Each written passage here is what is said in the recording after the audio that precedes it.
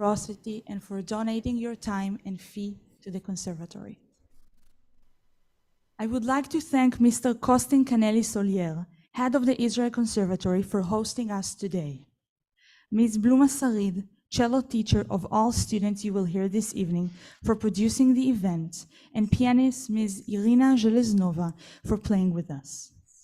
We are very grateful to our sound and video engineers, Ronen Shani and Nir Averbuch, and to Or Israel for his technical support. Thank you for your immense dedication and for making this event happen. In these incredibly sad days, we at the Conservatory thought it would be impossible to play music that is detached from our reality in Israel. We therefore asked Professor Haimovitz to help and guide our students in music that is meaningful to them, namely music written by Israeli and Jewish composers. The program tells a story of wandering, suffering, and heartache. We begin with Jewish life in the diaspora, depicted in Yehoiachin Stuchevsky's Hasidic suite. We then continue with Mieczysław Weinberg's musical testimony in the aftermath of the Holocaust, and Eden Partosh's score, written already in Eretz Israel in 1946, in memoriam of the 6 million Jews who perished in the Shoah. The program concludes with Shulamit Ran's Fantasy Variations, a symbol of new, modern Judaism. We begin with two movements, as I said, from Hasidic Suite by Yehoiachin Stuchevsky, played by 10-year-old Yoav Morad. Cellist and composer Yehoiachin Stuchevsky was born in Ukraine in 1891 to a family of traditional klezmers. He began playing the violin, switching to cello at the age of 11. After completing his studies with Julius Klengel at the Leipzig Conservatory, he embarked on a richly varied career in Vienna as a chamber and orchestral cellist and an advocate of Jewish music as part of his Zionist endeavors. Stuchevsky immigrated to Eretz Israel in 1938, where he soon found his place on the local musical scene as a composer, cellist, musicologist, arranger, pedagogue, and author of cello method books. Until 1938, Stuchevsky's compositions were quintessentially Jewish, taking inspiration from klezmer, the instrumental folklore music of Eastern European Jews. From the 40s on, however, Stuchevsky, like many European immigrants, immersed himself in the Mediterranean language with absolute adoration and fascination, in particular the music of Yemenite and Sephardic Jews, although still clinging to European Jewish folk tradition in many of his works. One such work was the Hasidic Suite, written in 1946. It comprises 4 movements, each drawing from a different Jewish musical source of the Hasidim, many of whom were klezmers who saw music, singing, and dance as central to their ritual life. The 2 movements we will hear, Bessarabic song, and Bessarabia was a historical region in Eastern Europe, and Latvian song, a song from Latvia, feature various elements of klezmer music, including strong modality, improvisatory feeling, asymmetrical rhythms, and circular melodic motion. The feeling is nostalgic and intimate, filled with sighs and endless sorrows.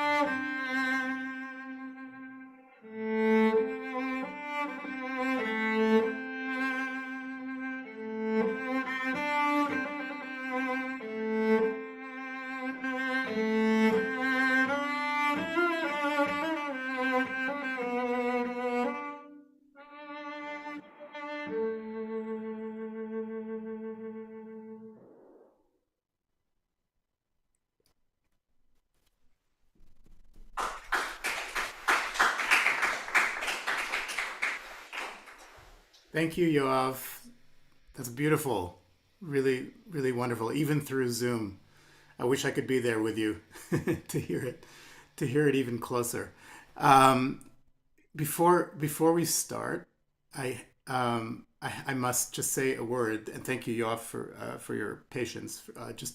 I'll keep it very short. I hope. I need to really thank Bluma Sarid and Shulamit Sarid for organizing this event and um, really, I mean, not only are they great cellists and generous teachers, but they have a big heart, and I think that I'll probably be speaking about heart a lot today because I think the fact that we have a masterclass like this where you are presenting music that in fact is most of it unfamiliar to me, um, and so I've really enjoyed getting to know some of this music, but and it's absolutely deserving to be in the repertoire. And so I thank Shulamit for that because she curated this program. But I think it's a testament to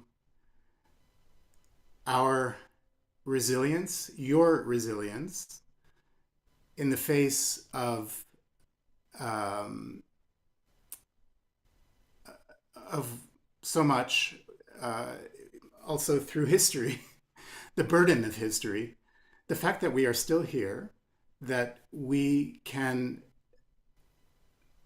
embrace each other, that we can embrace love, and that we can make music. Uh, this is really the biggest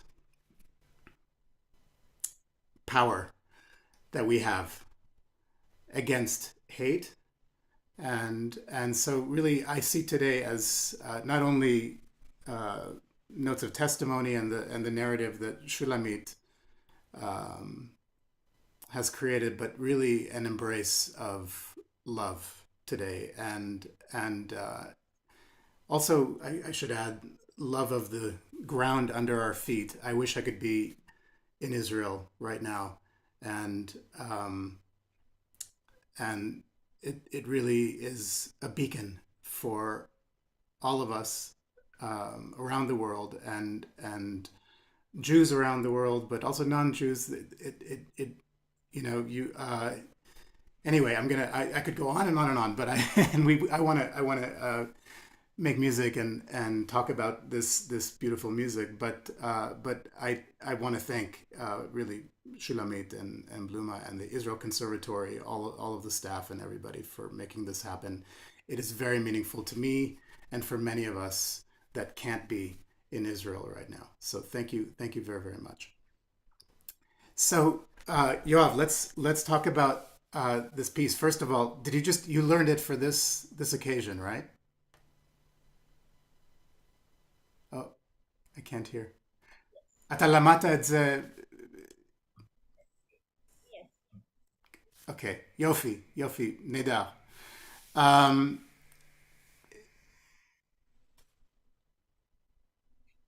I would like you to play. Well, I want to talk about one or two things. We don't have so much time, but you play with a very healthy sound and very good intonation, and everything is very solid and very good. And what I would like to hear is for you to become a little bit like an actor, to imagine that you are not just playing this piece, but actually, I think each movement, in a way, imagine that the first movement is sung to you by your grandmother, one of your grandmothers. And what kind of sound, what kind of voice would that be? in your mind, and how do you recreate that on the cello? The second movement, the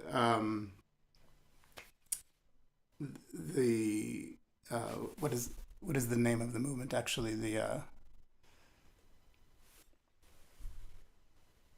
Um, the Latvian song. This is more really very very personal, and there's no piano accompaniment. It's just almost a you're humming or praying. It's almost cantorial.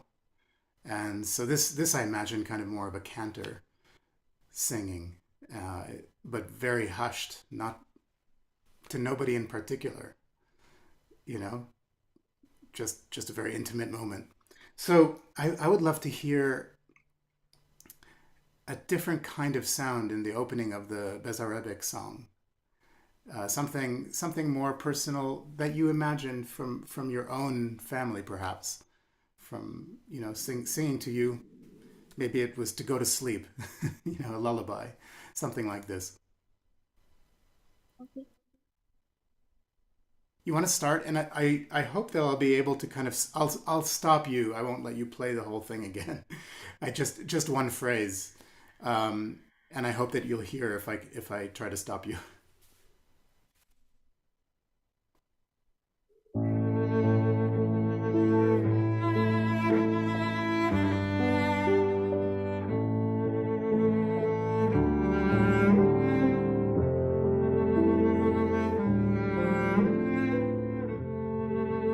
Beautiful, beautiful. So one thing that I noticed was that you used less bow at the beginning. Now, I think it logically this makes sense because you're going for something more intimate now, and so you want to use less bow.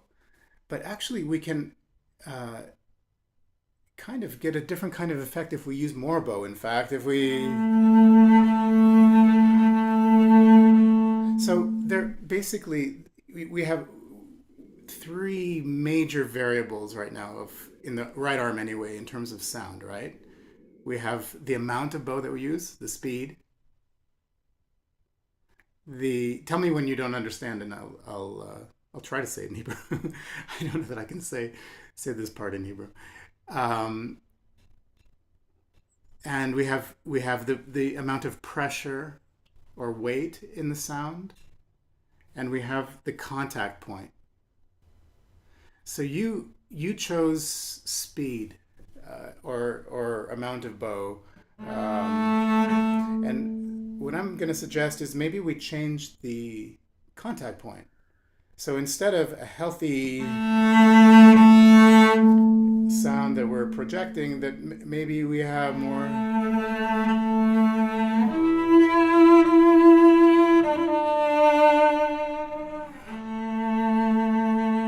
This is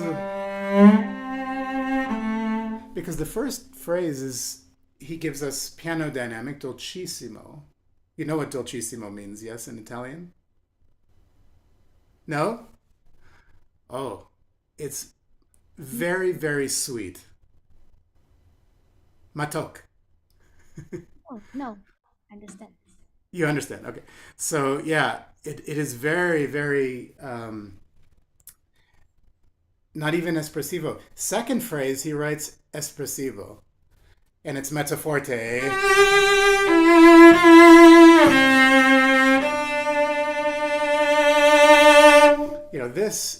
This second phrase opens up. It's in a different register. It's higher, right? This is more of a cry in a way. But the opening, I would try with the bow near the fingerboard, kind of sul tasto here, and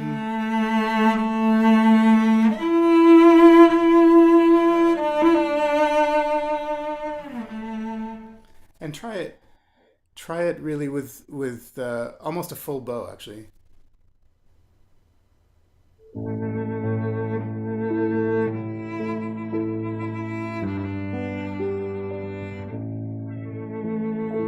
Yeah. By the way, Great, Yoav. Great. Yeah, for me, much more beautiful to begin like this, and then it gives you room to build. Yeah, later. Um, the when you have this kind of trope, this these fast notes, I think it helps us if you give a little bit. I don't want to say accent, but a kind of tenuto on the. If you don't, we automatically hear the long note as being on the downbeat. So this is music. All of the music I think today, and music in general, um, we kind of go between singing and speaking. It comes out. It arises. The music arises out of a language, right? And this is obviously song, so it's absolutely music with no words. So we have to imagine the words, the consonances, the vowels, all of this.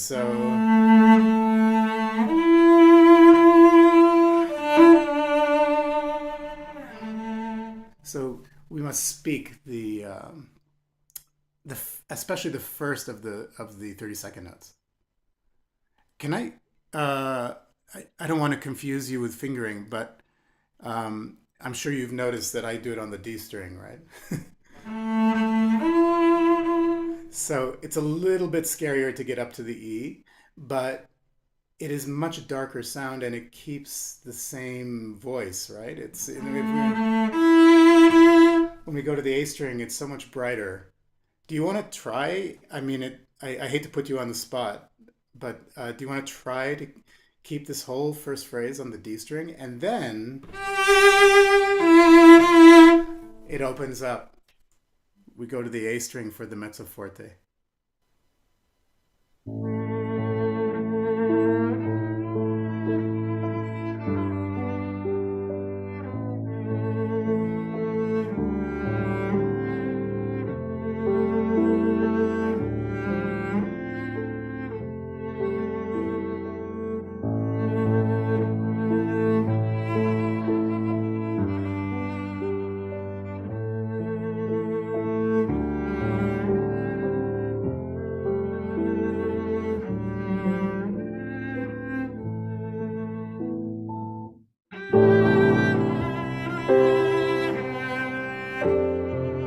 Yeah, beautiful, Yoav.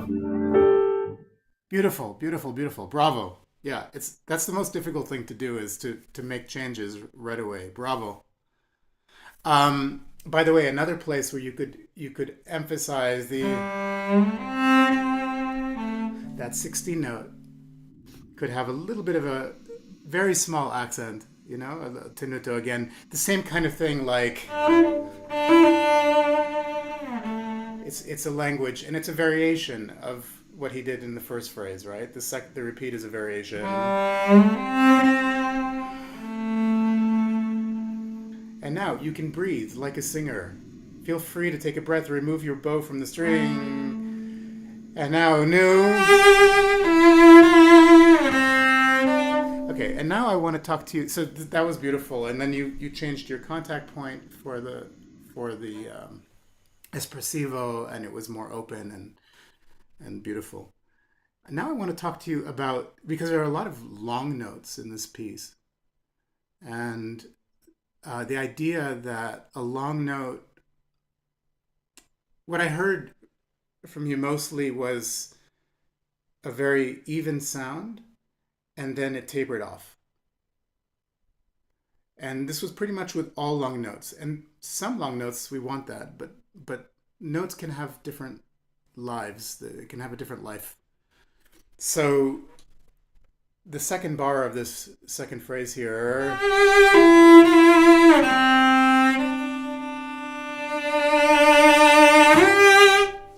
He writes crescendos, so we know that that long D is going to lead up a fourth to the G, right?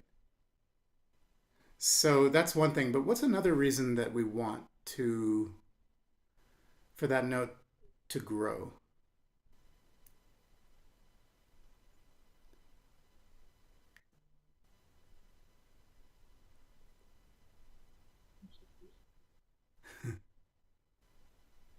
Continuity. Continuity, yes. The architecture or the shape of the phrase, yes. What's another reason?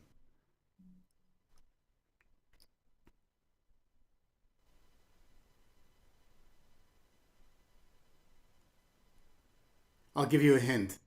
She's sitting to your left. Pianist. Pianist. Yeah. What is happening in the piano part?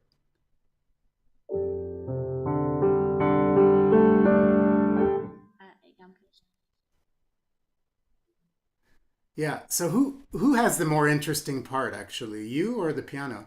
Piano. Yeah. She has the moving eighth notes, and those eighth notes, what is so beautiful about those eighth notes is that they begin from the earth, from the bass, and then they rise, but they're leading directly to your eighth notes. So what you said about continuity is absolutely right, but it's hidden continuity. It's from the piano to the cello, not necessarily only from your long note to the eighth notes. So I would like you to play this long note, listening to the eighth notes of the piano and letting that lead the crescendo, and then you grow. So that means slow bow at the beginning.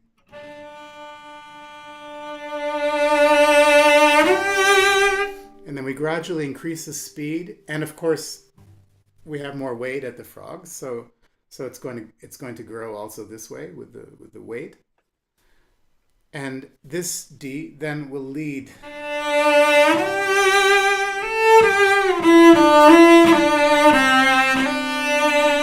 it will lead to your eighth notes. So I would love to hear the continuity of from the piano to the cello. You want to try just from the actually, why don't you start the phrase? It's a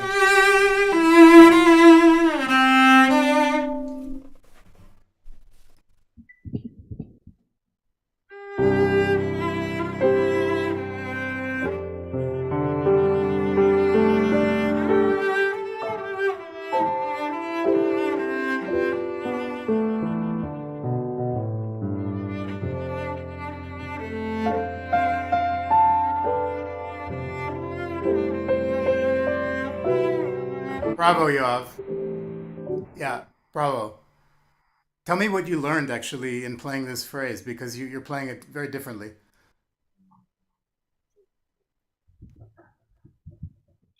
Listen to the piano more. That's a great lesson. That is a, yeah, very important lesson. But you see how the back and forth all the time with these eighth notes, right? So you have the eighth notes, and then the piano answers, and then you interrupt before even the piano has a chance to finish with. So now we had, before we had whole bars, now we have half bars of back and forth. So you can play a little bit of a game with the piano actually. You you know, depending on who plays first, um, you can decide who leads and who follows. So these eighth notes,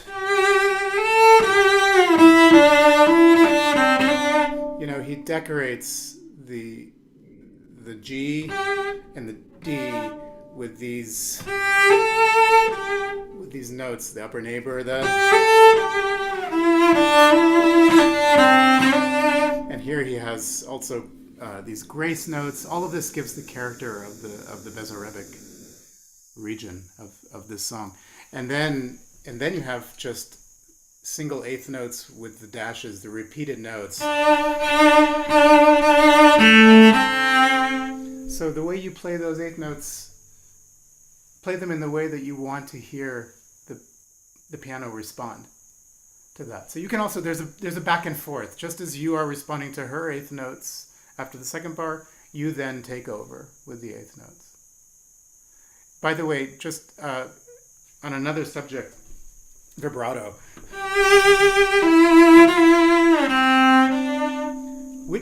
Which of those notes in the first bar for you has the most, should have the most vibrato?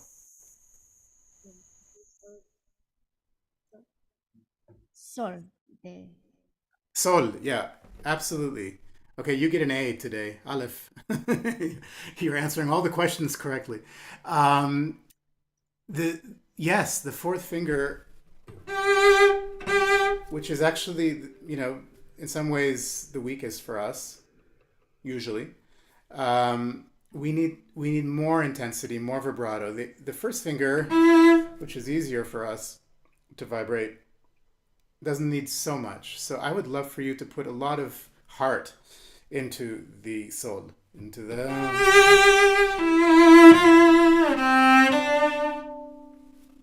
at the very that very first note, a completely different sound from the opening of the more internal opening.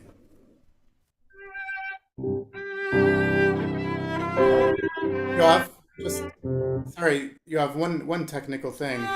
When you vibrate that G, it needs all of the support that you can give it. So instead of having your fingers spread out, try try to bring them so that they're supportive. They're playing on the same plane. If you imagine a two-dimensional plane coming out of the A string. So we don't have the fingers here, we don't have the fingers spread out, but actually supportive of the G.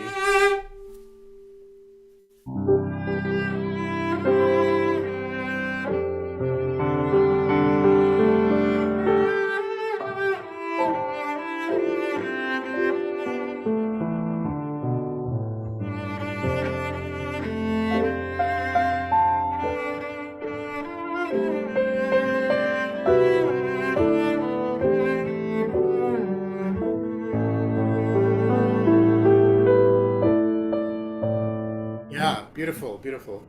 I loved your A more now than when you played it through because you were absolutely making an effort to grow. Why is this A more difficult to grow than the D before?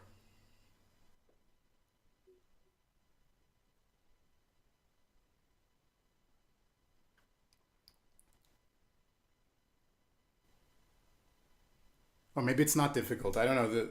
What were you gonna say? I don't know. The D is on the upper. That's a natural. The sound wants to naturally grow as we go to the frog, right? Because frog is stronger than the tip. But on the A, we have to grow as we go to the weakest part of the bow. So this is just harder. So I would think about tools of how to grow that A. I just want to do um, a couple of long bows with you for a second. Can you really start very slow with the bow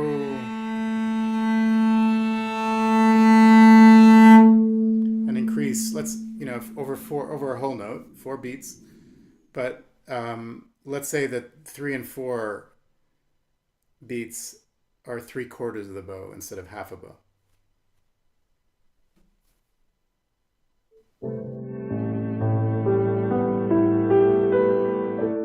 But then 3 and 4 we can use a faster speed. So we start with slow bow, without the piano for a second.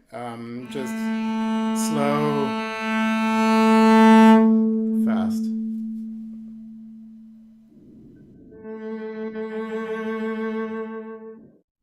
Yeah, that was slow, fast, slow.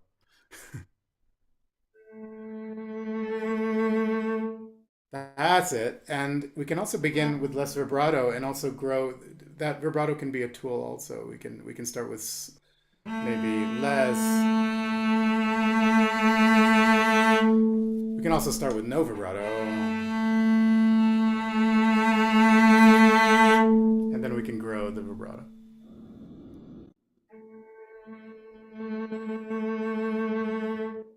Yeah, that's very good.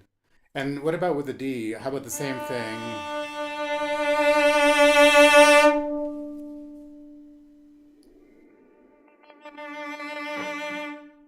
That was pretty even bow speed, right? So we really want to exaggerate the very slow 1, 2, 3,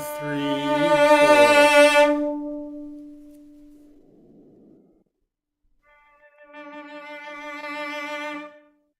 Yeah.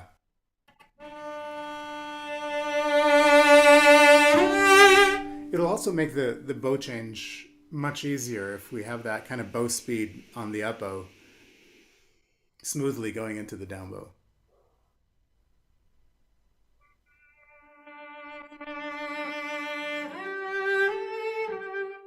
Yeah. And now let's add, that's very good in the bow. And now let's add in the left hand from no vibrato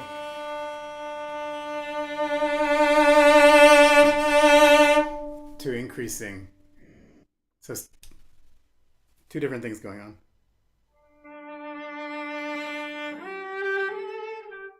Exactly, exactly. Now this figure,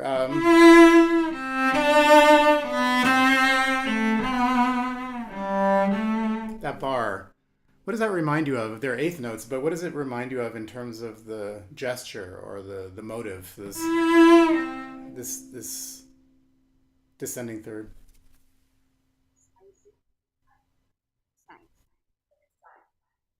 Like a sigh. A sigh, yes. And where did we have this sigh before?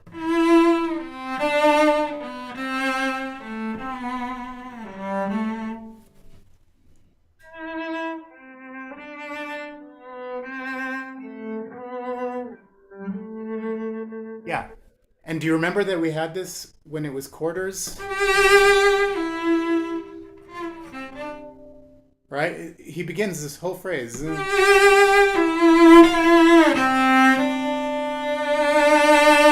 now, third and fourth bars are a decoration, are a variation of the first two.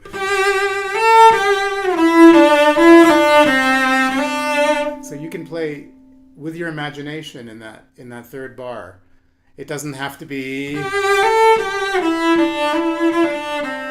It doesn't have to be strict. You can play with a sense of rubato there. So it's a variation. And then we have,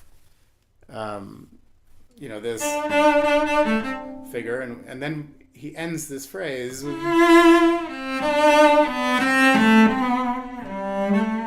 a series, with a descending series of those sighs. Okay, play this whole phrase for us. I just gave you many things to think about, which is bad masterclass form. You're supposed to talk about one thing, but I think that you can kind of incorporate all of this into this second phrase here.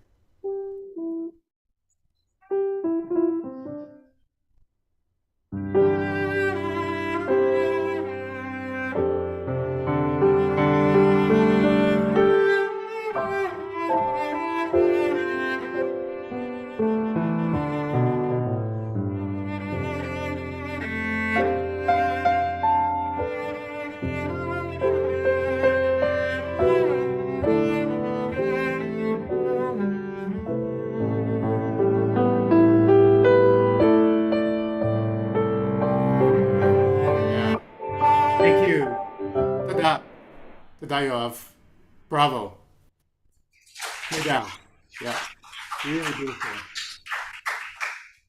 Really beautiful.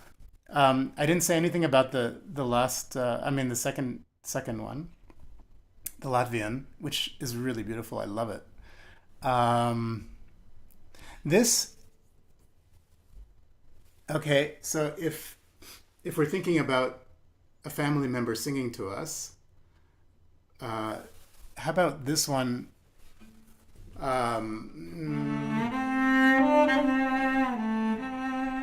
Imagine that you yourself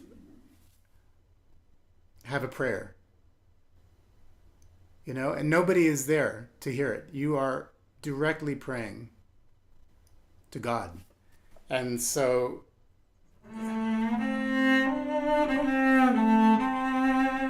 what kind of sound would you produce for in your voice? Sad sound. A sad sound, but also one that, I mean, God will hear you, right? I mean, you don't have to project. Anything you do will be heard. So I think I would just.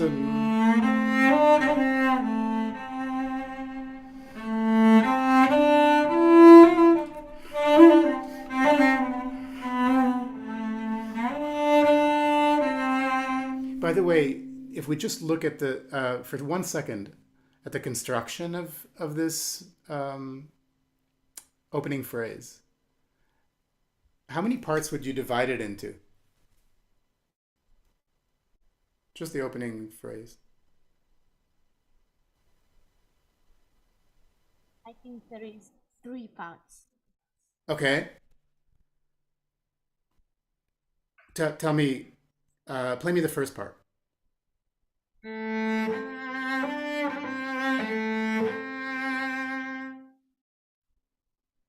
And then it repeats, right? And then the second part.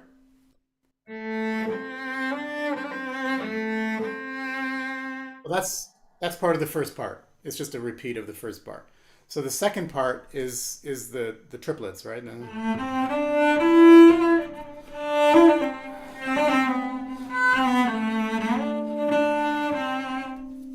So that's the second part. I think it's 2 parts really. It's just those two ideas. Maybe parts is not a good way to describe it. It's ideas, right? It's two ideas. I would love to hear the difference. Can play me for the second idea.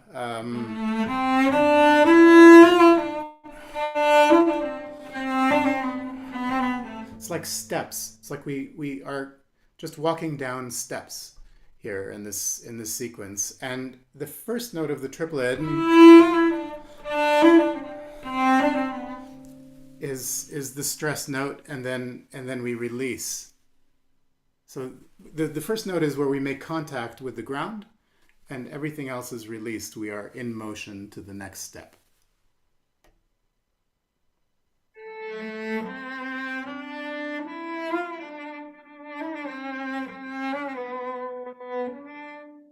Yeah. How about try even more to release? So we're never,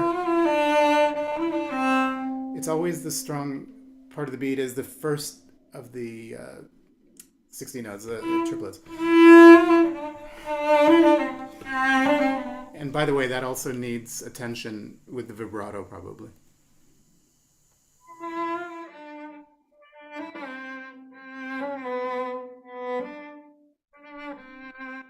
Exactly. Try the same thing and use more bow.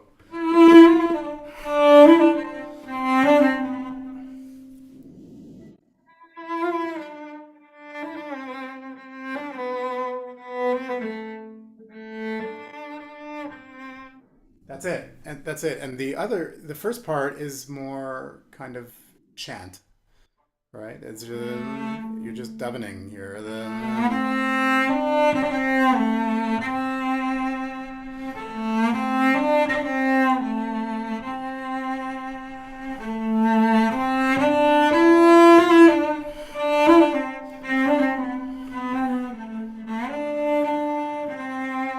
And then we go back to the first part.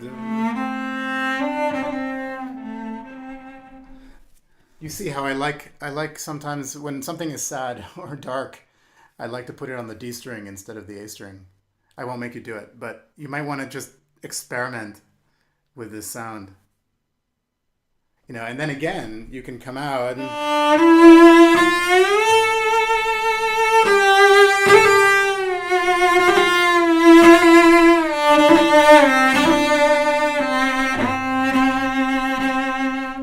right? So you can even play on one note different sounds.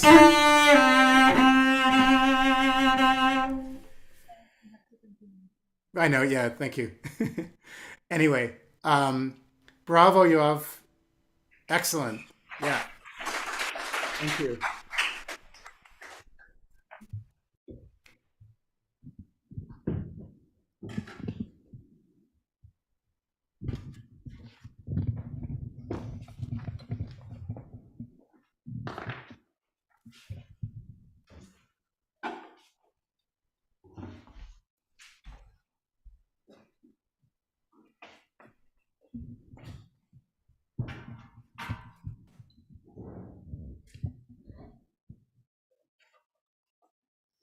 Our next piece is the first movement of Mieczysław Weinberg's first cello sonata.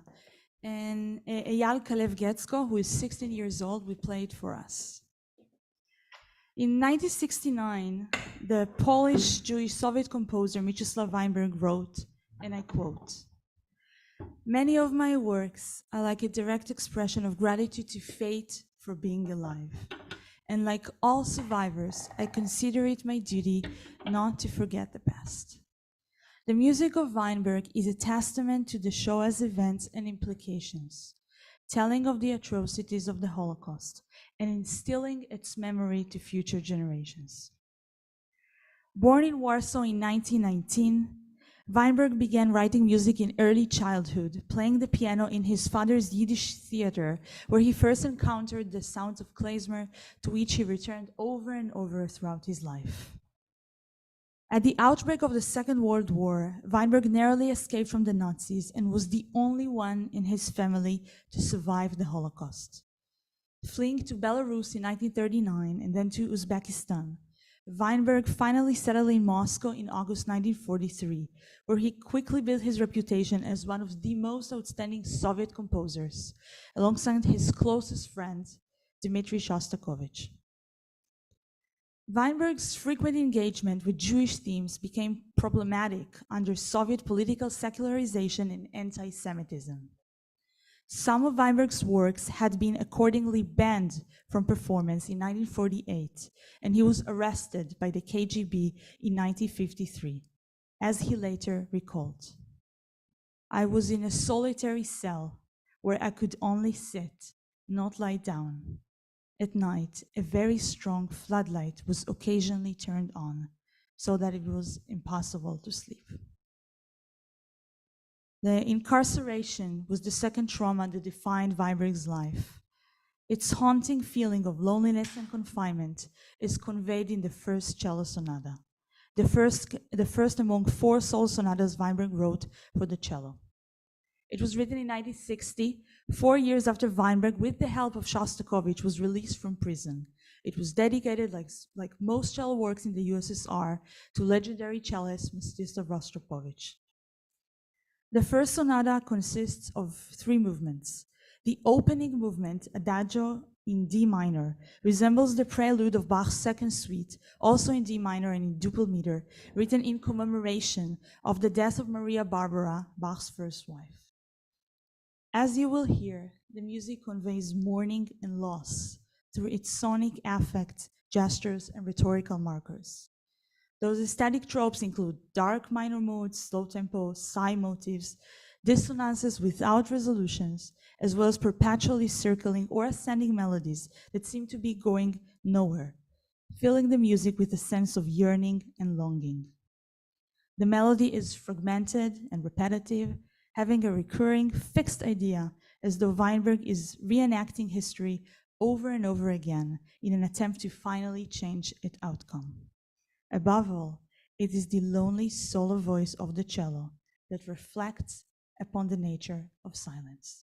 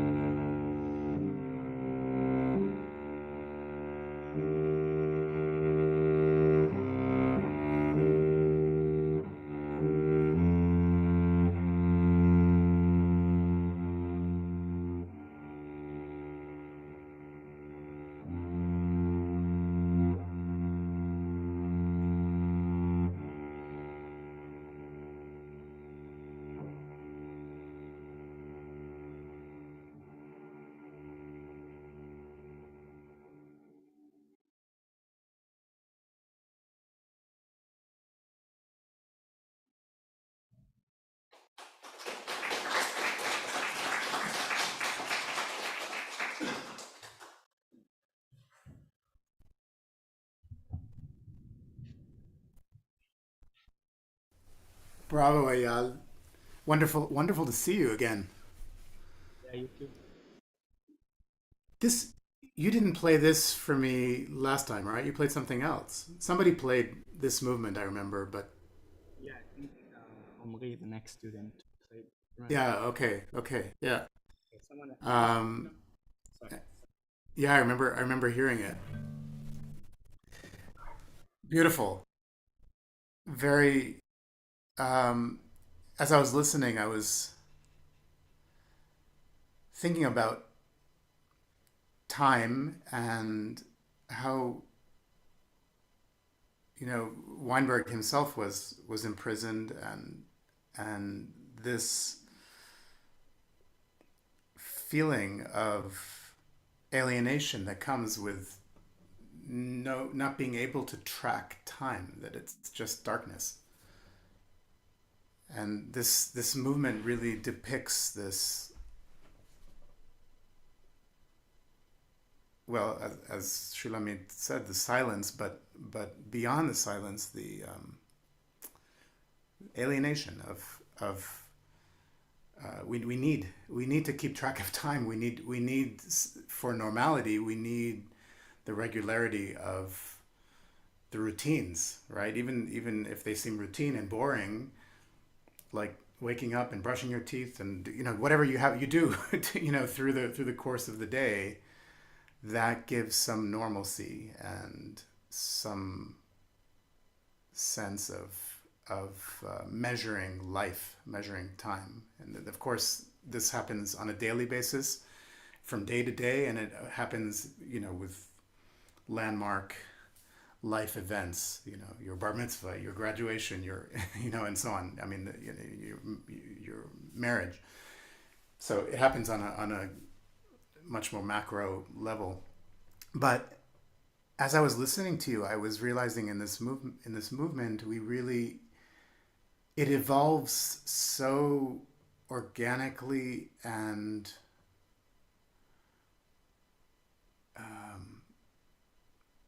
there are no defined walls or borders, or it just evolves, and you don't realize it until you get into the next kind of section where he's obviously exploring something a little different, and then it keeps building, and then but I think you, as the performer, you have to be incredibly aware of the architecture, and there has to be both this alienating feeling, but also one that even in the dark, you are making your way through in your imagination. That the imagination has a power beyond the physical darkness. If that makes sense, I don't know.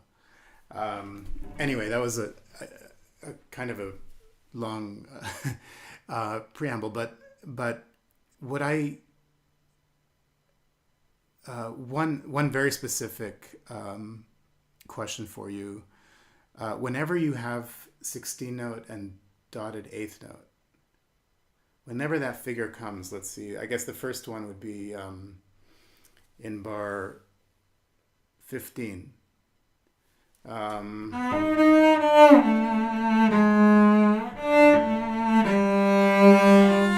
There's one, and then there's another one in, let's say, bar 20.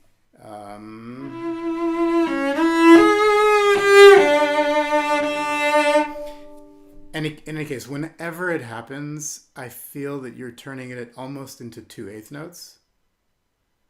So this is when these start to get introduced, these different rhythms, I think that's a good indication that he is morphing into or metamorphosing into something else in his imagination from what he started with. So I just need some of these rhythms to be very defined, even if we don't realize how we got there. Once we're there, it's a new area of exploration. So that's throughout. I felt that you kind of evened out, which is the classical expectation. What we want, we expect this. We don't expect the fast note to precede the long note. And this, this comes in music. It's a more in the Hungarian language, actually. Or certain languages anyway, but I'm thinking of like,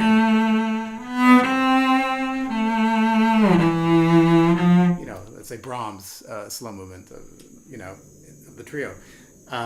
You have this, it's more of a language or folk idea. I think in the opening, you could, don't care so much about any of us or anyone listening or anything. I think you should tap into complete stillness. And so yeah, I would play this much, much quieter and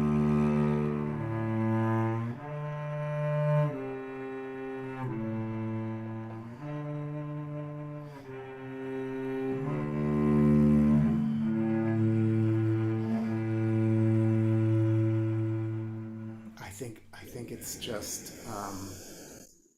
absolutely still. And then we have a little bit of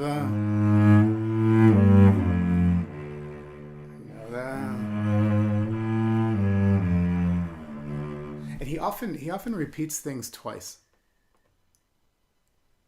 And I think that's an opportunity, to absolutely find a different approach the second time. It's two ways always of looking at the same thing, at the same idea. So, and for us, what does that mean technically? It means we can. Well, there are a number of things we can do, but we can also change the fingering even. Here I shifted between the G and the F, but you can also. You can shift between the F and the D, and that gives the same figure. The first time with, is simpler and cleaner, and the second time with that portamento between the F and the D gives it a sense of being resigned, right? So just small fingering change can change everything. Even here, the shift, for some reason I'm thinking of Beethoven opening of the Opus 69, right?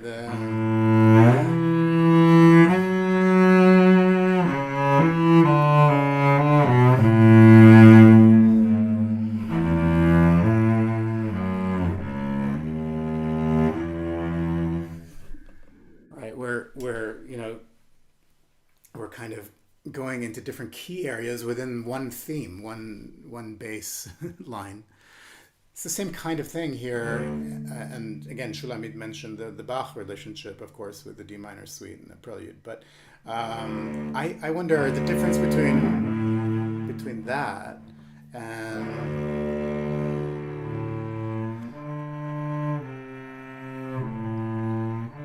keeping it unbelievably simple as possible. I think you can make it sound, whatever fingering you choose, you can make it sound like this. But that's a consideration as you think about choices here. Yes, please.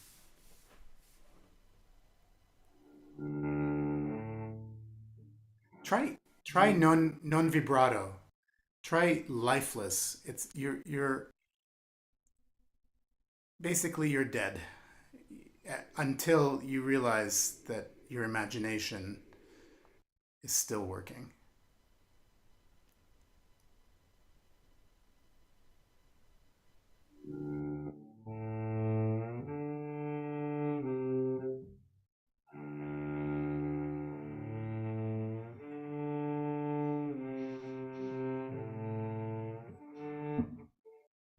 I'm sorry. Yeah. Yeah, and also, in this case, we want to maybe avoid any human elements of vibrato, portamento, the slides. We want it to be completely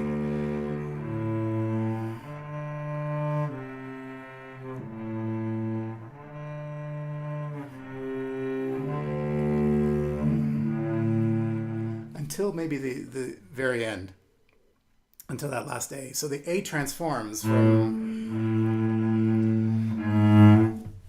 into the transition into the third bar.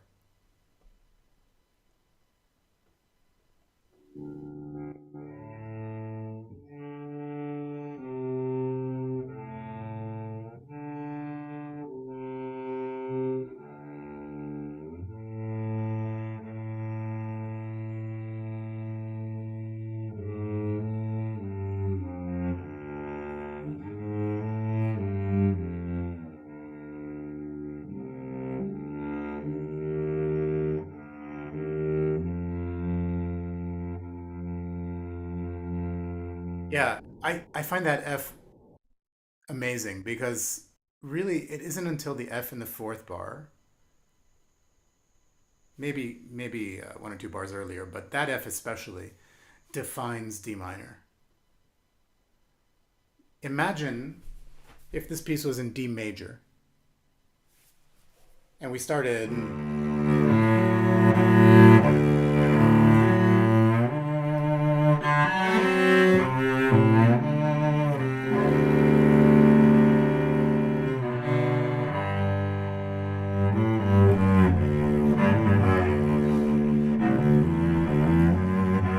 be a very different piece, right? So, but it's not until that F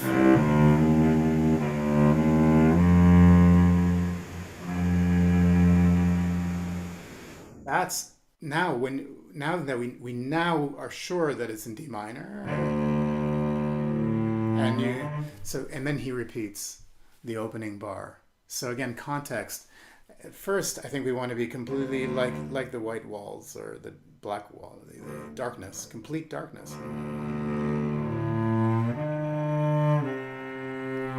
By the way, this, I think it always wants to release with the slur, the phrasing mark. This happens all over the place, in various ways.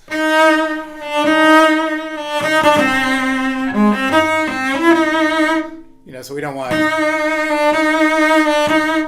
necessarily want to sustain some of these phrasing marks or slur marks. Let's keep going. Go to the next. Actually, could we skip to bar 7? So I would wait for the D string.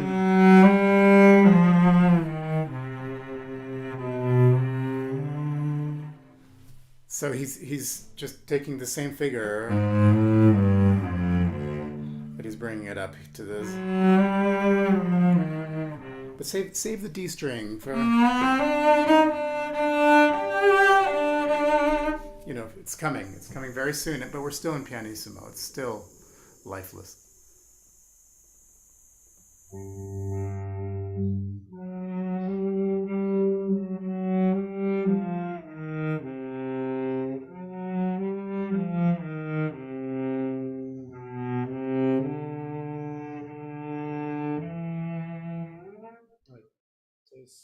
Oh no, here you're right. Yeah.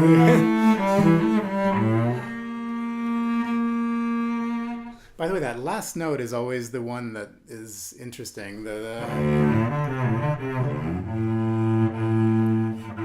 the A. So the A is the dominant, of course. The G in bar 6 is the subdominant. And now we have this B flat.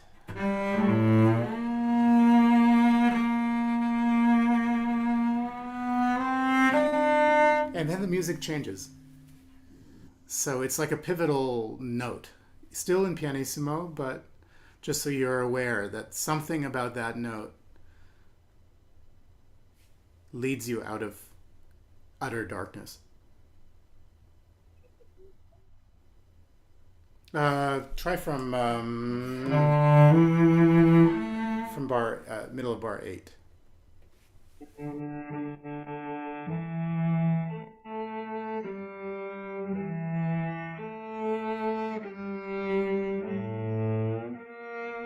Yeah, so be careful that you don't let the bow dictate what you're highlighting. So right now, because of you were on an up bow, it naturally grew to the frog. So you have to put as much effort into making sure that the up bows don't grow as you do to sustaining on the down bows. So the other thing is just I would play with the bow as close to the string that you're crossing to. So if you're on a G string, play on the G string closer to the D string, and then D string closer to the G string, so that you don't have too great a distance between the strings. So it's absolutely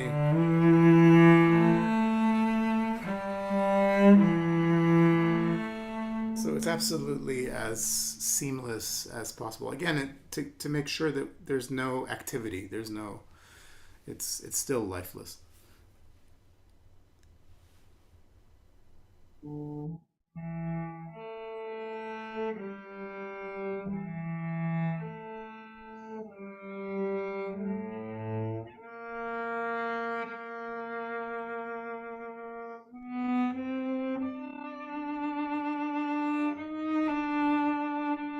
That's Yeah, bravo. That's great. And this 16 note, that this was the first one. I think I missed this one. I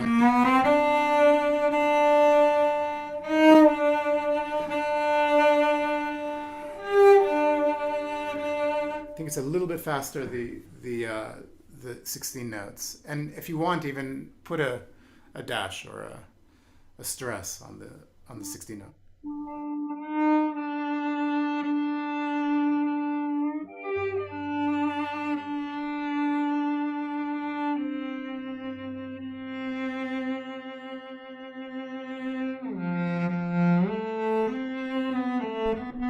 Yeah, that almost feels too active. I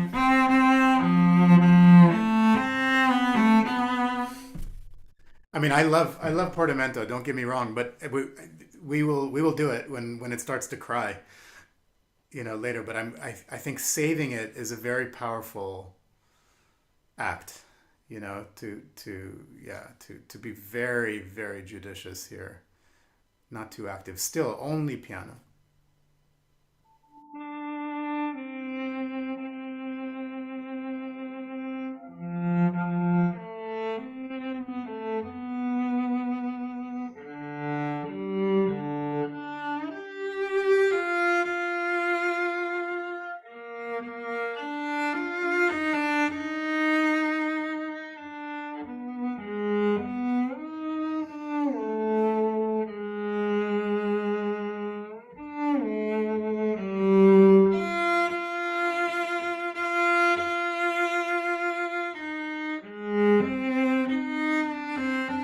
Yeah, so you see how now we find ourselves in this part with eighth notes and 16 notes and more movement than we did at the beginning with just the quarters and the dotted quarters and very, very austere. So suddenly we find ourselves in this new section.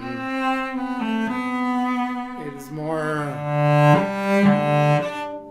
normal, more singing. So all of these motives have a kind of, you can define them along the way. So this eighth note with 260 notes, he uses it all over the place. Or, as we already have talked about,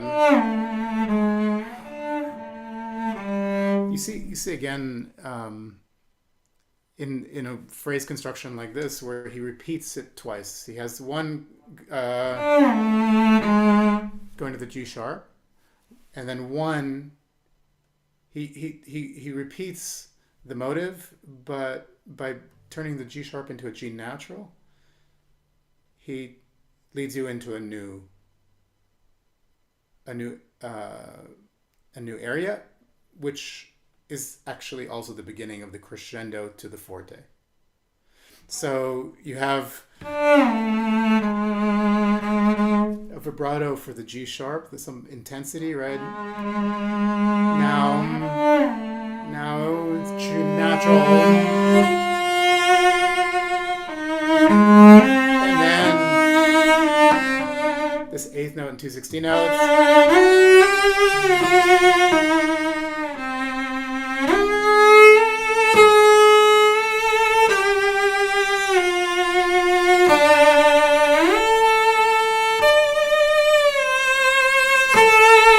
Now we have what is this bar 18 that I just arrived to?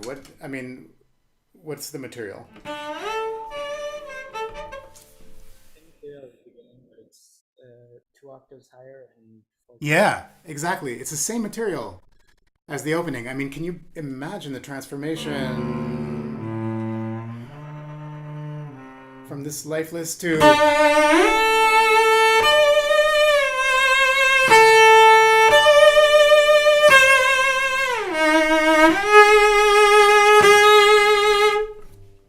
now I would start adding some portamento. It's really a cry. The same material. It's really quite unbelievable, the transformation of this idea. He manages to escape momentarily through his imagination, into his imagination. He's still in the cell. But that's how he survives this experience. So, it's, how many bars is that? From 13 to 18? I mean, that's a very, or at least from 15 to 18. So I would love to hear how you build that up in terms of vibrato, in terms of these motives, as you transform it back into the original theme.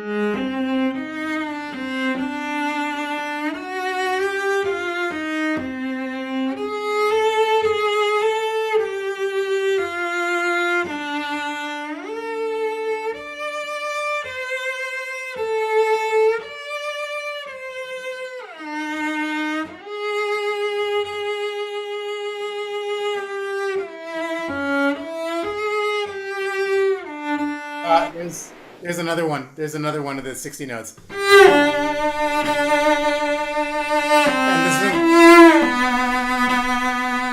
this is another one, right? So now I would say very unexpectedly, or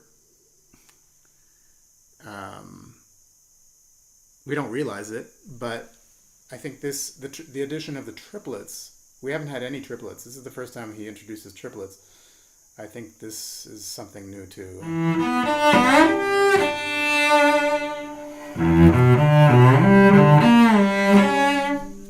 So So the triplets again are maybe a little bit more hopeful.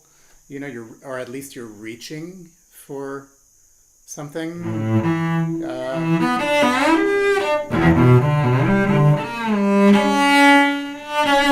But there's nothing to reach for.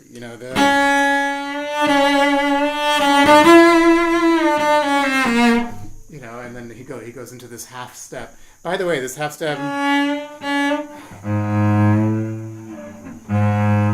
I mean, he's given us suggestions of that half step all the way.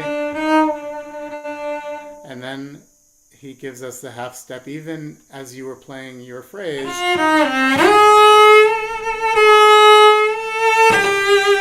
This is, really a pleading figure, right? This appoggiatura, this half step. It's like, please, and then he changes the rhythm.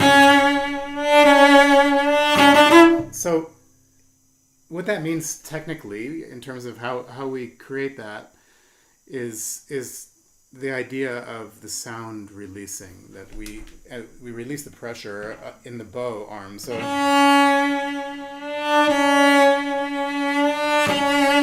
it takes a lot of effort to initiate the articulation and with weight, but then we can kind of ride the sound and the resonance of the instrument. Can you just take? I want to just maybe skip to bar 22, for example. I think it's easier.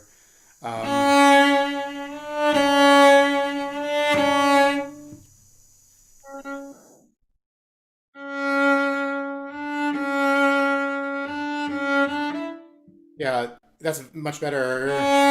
Try really to see how little pressure you need to continue the sound.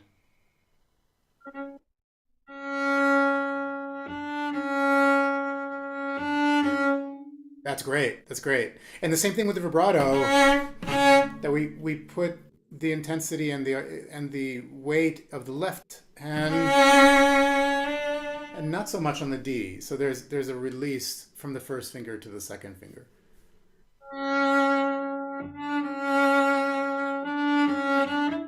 Yeah, I think that your second C sharp I liked more than the first C sharp. Your second C sharp had an intensity right away. Yeah, that's beautiful. How about...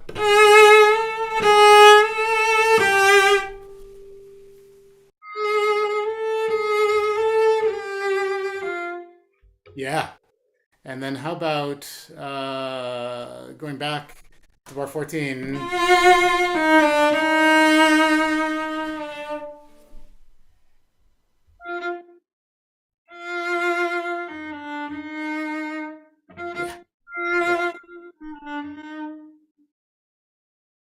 With that in mind. I'm sorry, you got cut off. I think it's bar 13. Oh, we're out of time? Cut off for a second. Could you... Oh, okay. Could you repeat that last sentence? I'm sorry, you got cut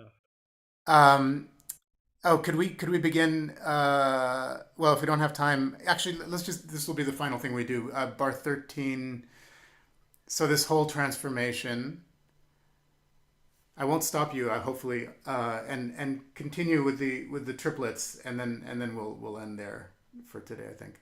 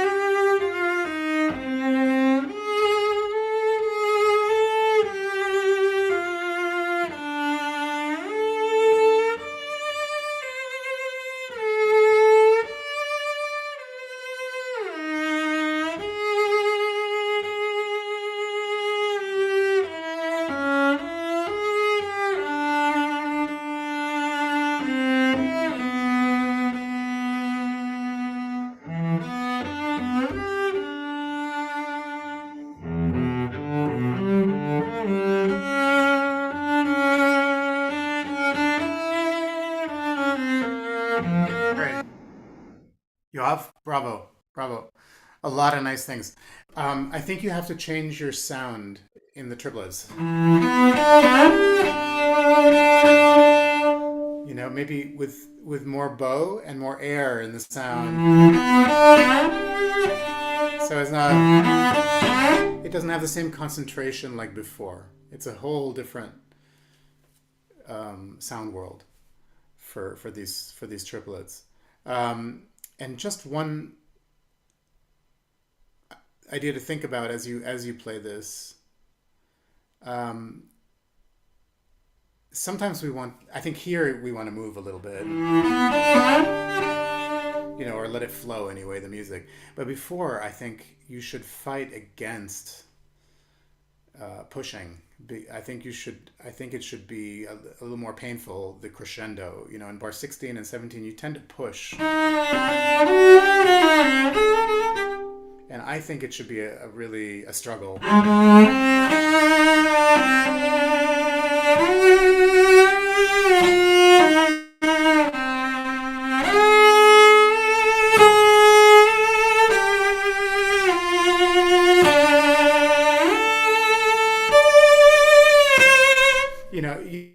You're working your way up to this high D, and it shouldn't be easy. I think it's like beginner, intermediate, and advanced hike. This is an advanced hike. This is really you have to climb over big boulders and rocks, and it's straight up and down. So it's an effort. Okay, bravo, thank you. It's really wonderful to see you. Thank you so much.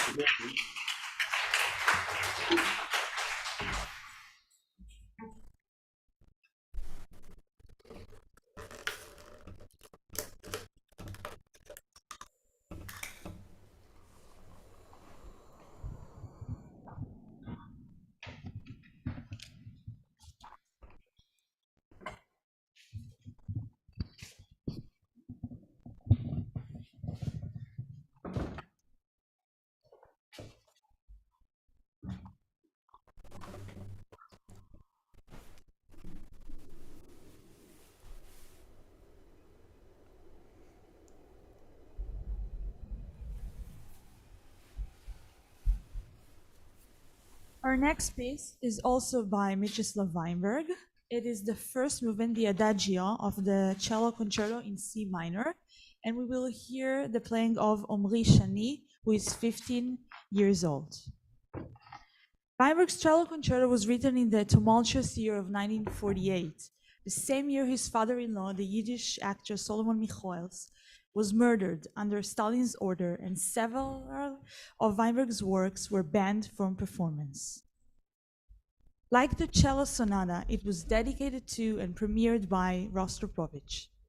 The concerto comprises 4 contrasting movements, a plan that is not typical for the solo concerto, which usually has only 3 movements.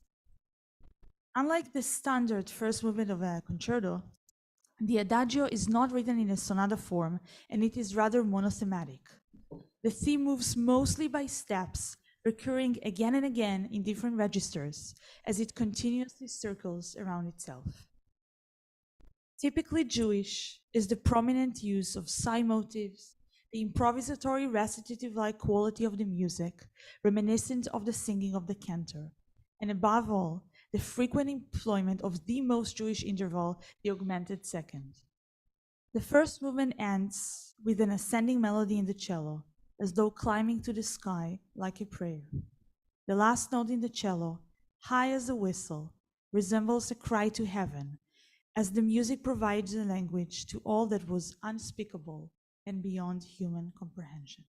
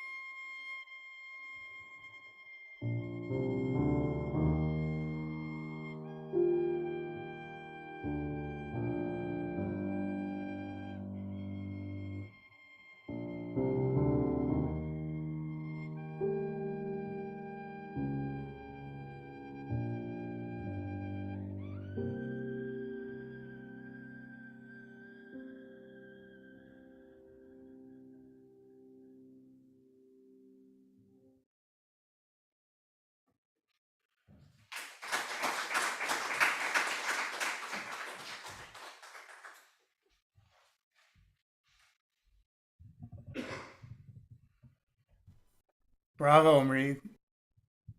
Beautiful. Nice to see you again. Yeah, really wonderful. You're doing so wonderfully with this.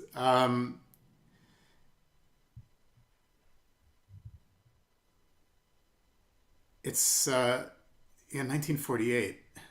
so much great cello music was written in 1948. I don't know what it is about this year, but you know, the Elliott Carter Sonata for cello and piano, the Prokofiev was written also, the sonata, in 1948, like this concerto. And I mean, we always associate Weinberg with Shostakovich, but yeah, interesting that the Prokofiev wrote in 1948 the sonata. And I just listening to you, I was reminded of this wonderful quotation of Prokofiev, where he said, "There are still so many great works to be written in C major." You know, so I mean, music was already kind of the debate of atonality versus tonality was very much, you know, taking place in the 20th century. And this was the great debate of the 20th century. And in fact, I mean, I've been thinking a lot about Leonard Bernstein lately because of the movie. I don't know if it's released yet in Israel, but Maestro, you know, there's at least a part of Leonard Bernstein's life. And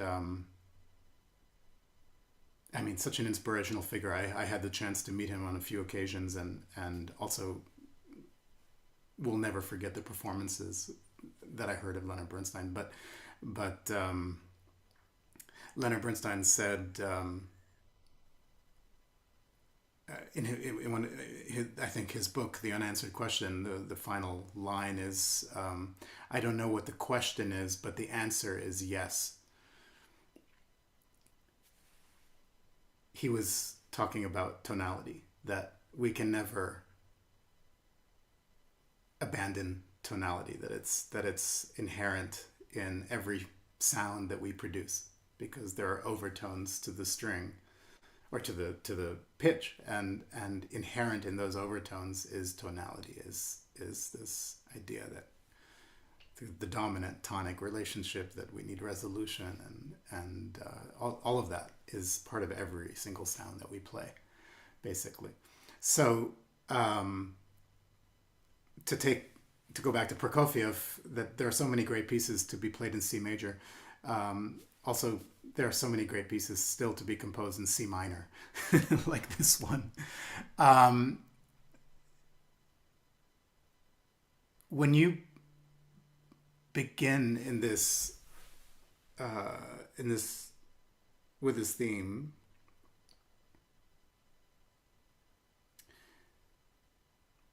what is your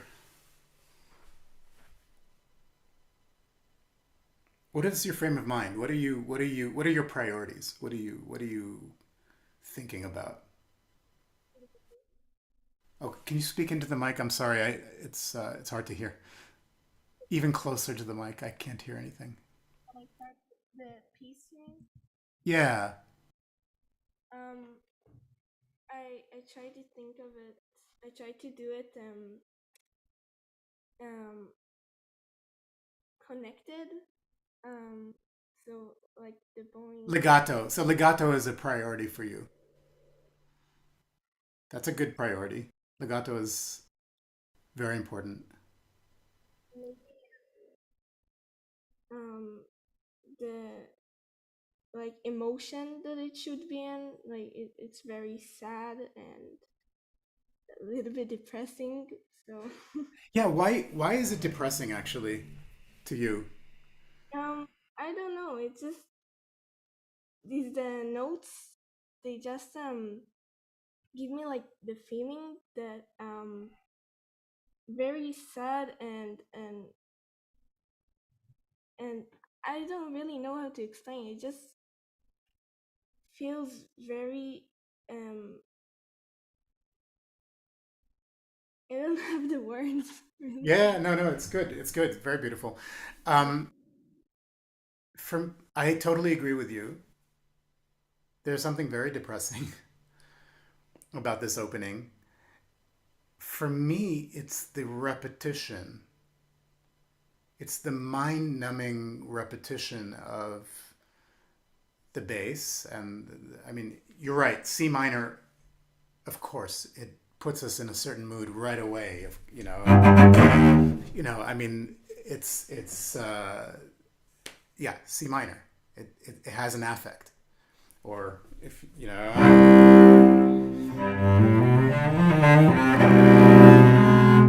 right. I mean, right away we feel this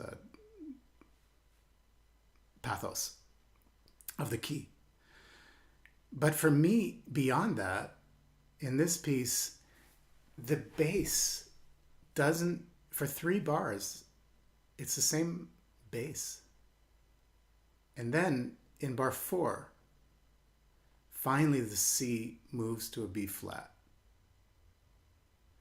And by the time that the B flat bass in the next bar, in bar 5, comes back to the C, it sounds different, because now the C is no longer the root of C minor, but it's actually the third of A flat major. Can we, in the piano, could you play the first bar, just the harmony? Okay. Now go to bar 4. Right? And then bar 5. Yeah. So that 5th bar is a very different experience than the first bar. But what is, I mean, just the fact that it's 3 bars of the same C pedal. And not only that, but your melody has so many Cs. I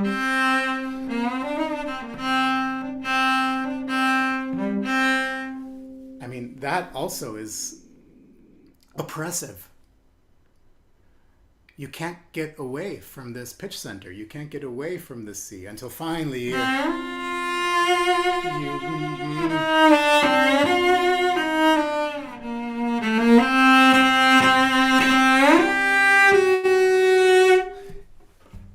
I would like you to play this. Keep your legato priority. I think that's okay, except that sometimes we also need to find a way to let the music breathe. And despite how oppressive this form is that he's working with, we still can find ways of breathing. So even something like, I talked about it in the sonata too, but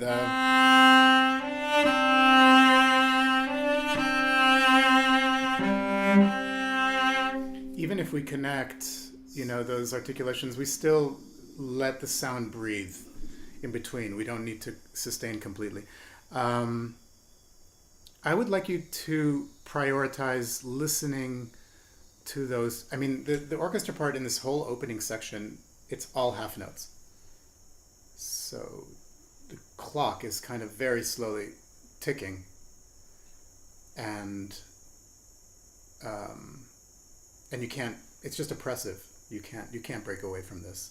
So I would like you to pay attention to that, especially the bass of the piano, and see if that informs how you treat some of these pitch centers. Like the C is one thing in C minor.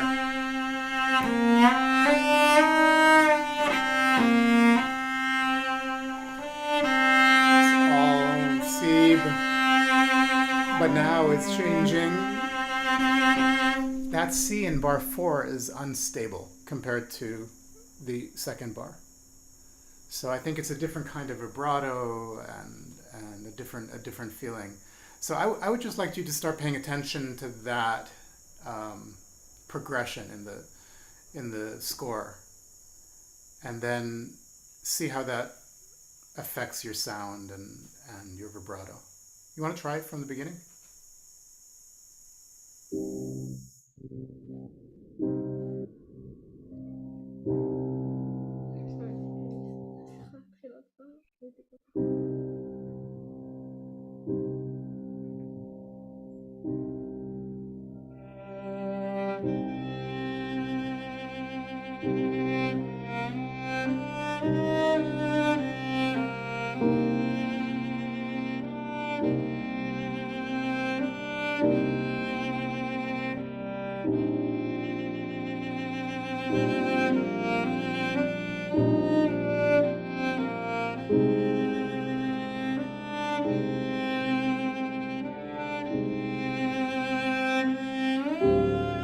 Yeah, great. So in doing that, I'm just curious for your own. I mean, you absolutely were listening for these harmonies in bar five. What is that harmony? How does that make you feel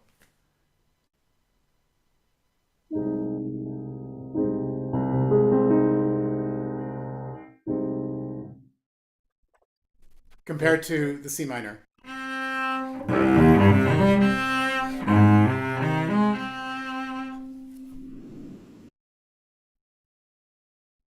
Um, it feels like it should be going somewhere. It feels more like Yes. Yeah. Exactly. Exactly. It's moving somewhere, and to me, that is there's a little glimmer of hope in this bar.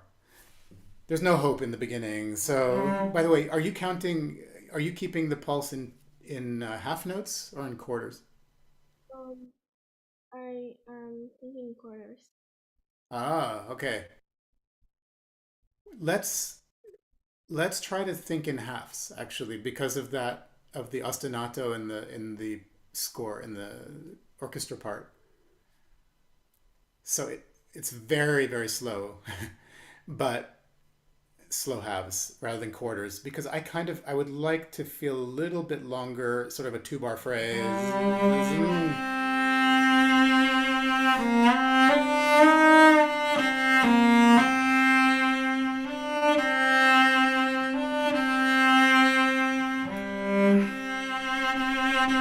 I would start with a even simpler color, a simpler vibrato, so that you have somewhere to go. And I liked what you did in bar four, but I think it could be more effective, bar four, that C, if you begin with something, more. Again, this piece has a kind of, I mean, it's like what we heard in the Stushevsky a little bit. I mean, in sort of.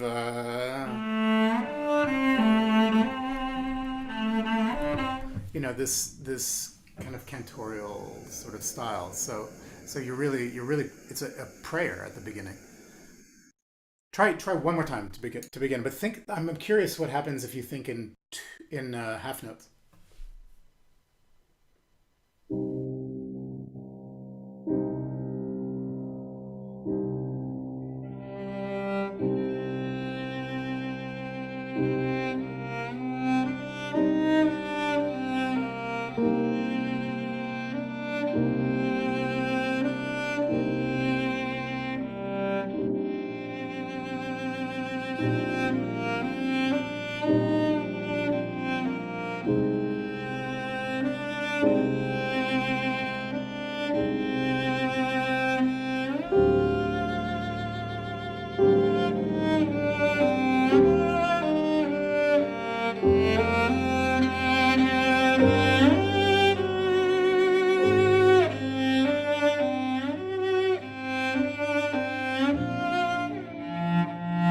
Wonderful. Yeah. Bravo. Bravo. Um, so Omri, yeah, that was really beautiful. You took me on a journey there now, in the beginning. Um, isn't it an incredible relief to get to that F? I don't know how you feel, but for me, when we get there,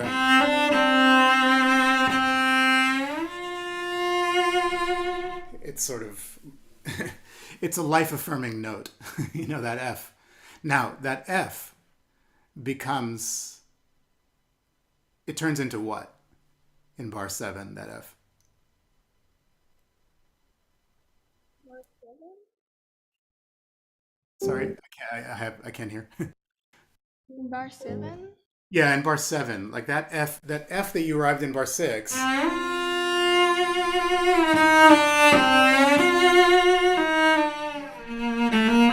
It becomes what?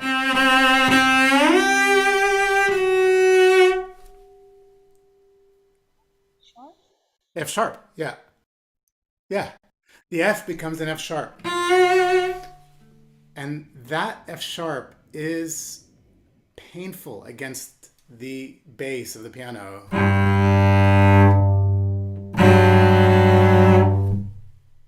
Right? Yeah.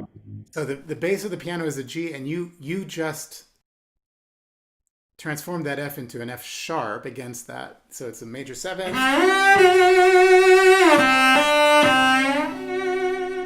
The second F sharp is maybe not as painful. It at least belongs to the harmony in the bass. It's an A bass. But that F sharp then transforms back to the F natural.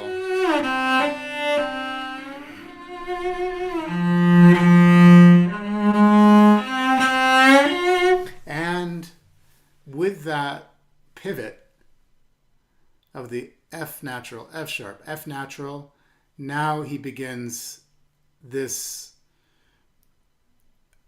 climb, or at least this idea of the eighth notes climbing, the sequence, repeating the previous note, repeating the previous note, and then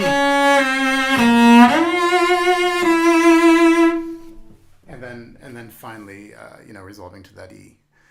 So you have the F sharp, F natural, E. But I would love to hear. He's really.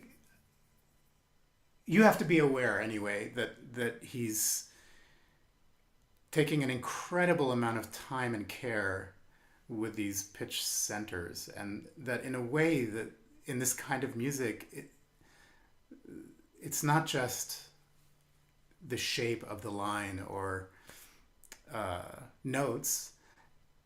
It has symbolic significance, I think, for him, and it has to for you as you show us, as you take us through this piece. So let's try from bar 6, that F with the upbeat, and show us how that F transforms.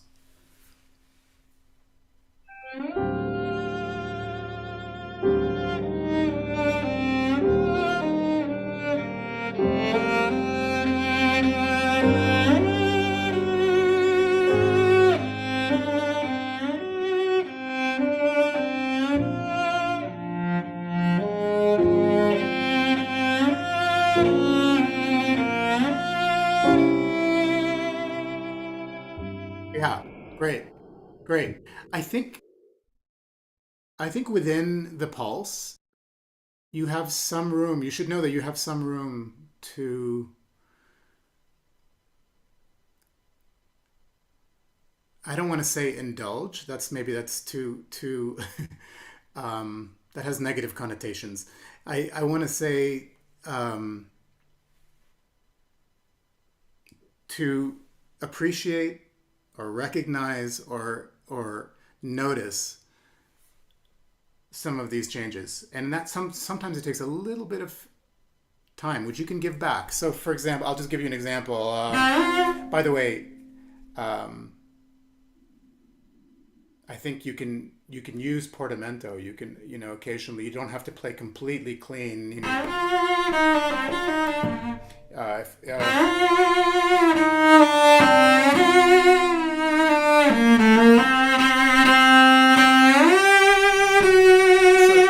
This F sharp has an intensity in the vibrato and in the bow.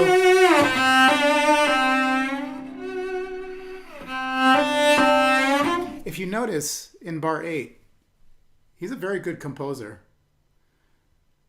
Do you notice something different in the piano part, in the orchestra part? The downbeat of 8. There's no, it's tied over. There is no downbeat in the orchestra. Guess what? That is a license for you to take time. because no, you don't have to be together with them for the first time in the piece.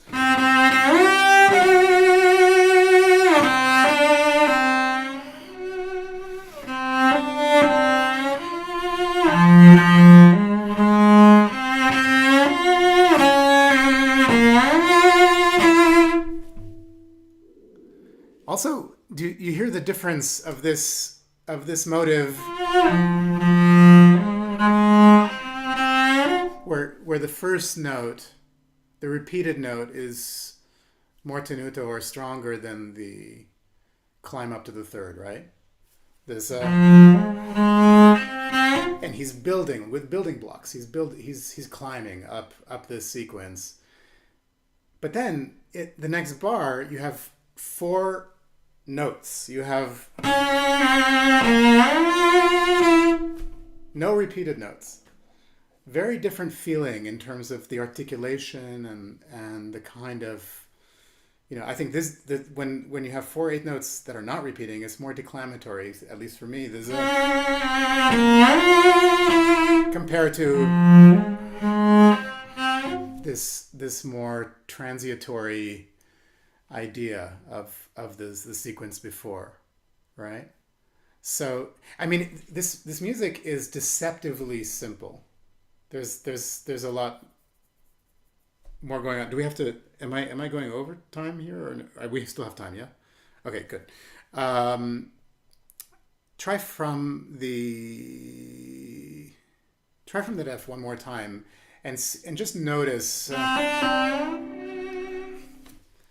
that second F sharp, and take the time that you need, to process the F sharp turning into the F natural.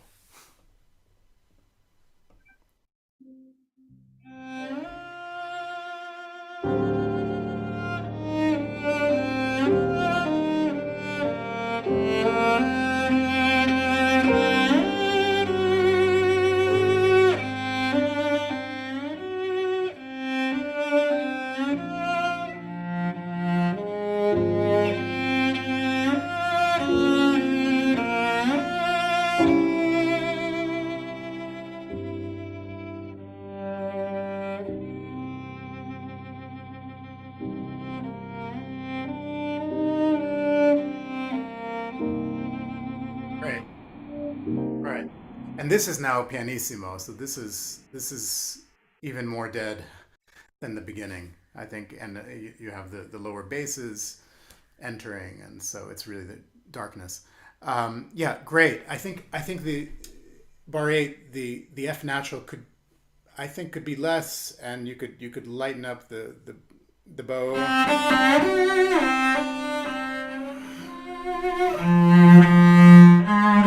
So that it makes room to grow here. If you notice, in the first 6 bars, there is no swell, nothing. So your idea of legato and sustain and everything is really makes a lot of sense. But in bar 7, he starts to introduce these swells, and then nothing. And I like your fingering very much on the D string. That's great. In bar 10.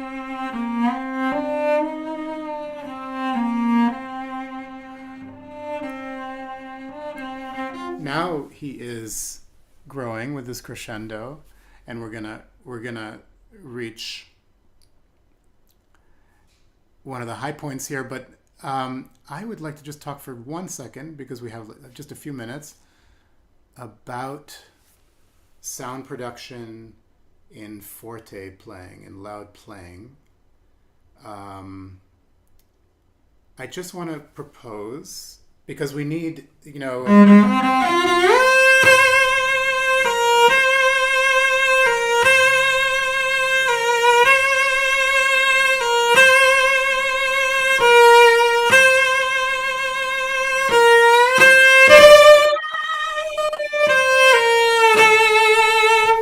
we need, to be able to cry out in the bow. And my sense is I like your sound more in sort of mezzo forte below right now. And I think it could be just as beautiful in the forte and fortissimos. And I just want to propose that there's a limit to how much we can press to make more sound.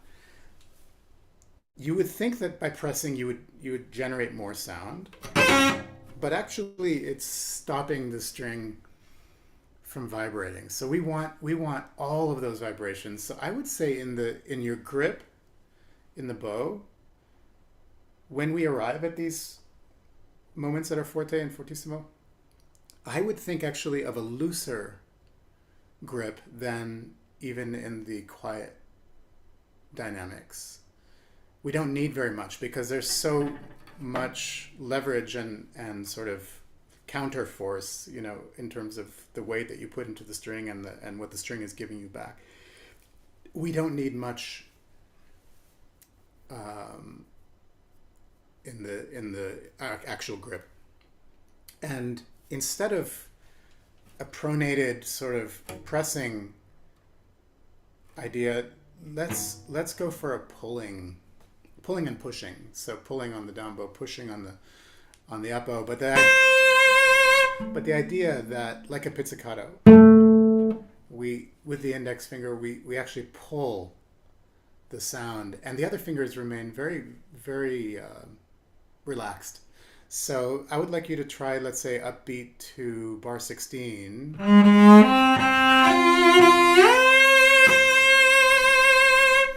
Really, growing, making this crescendo, arriving at the forte, but imagining that you are more and more drawing the sound from the arm, and that the bow is an extension of the arm instead of the sound being generated from the hand.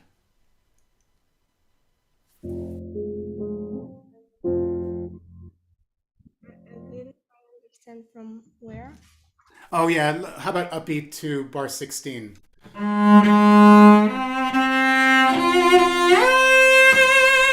This is, in a different way, very oppressive too, because, I mean, how many times does he repeat this C, B flat? 5 times?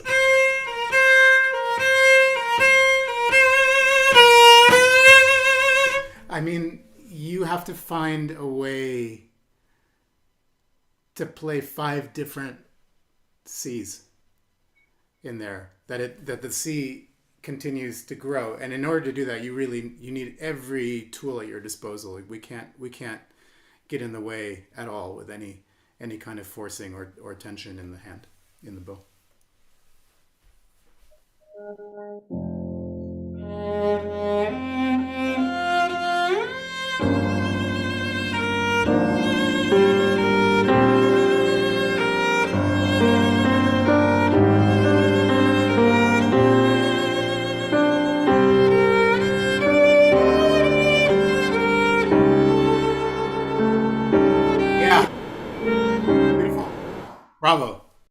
Bravo.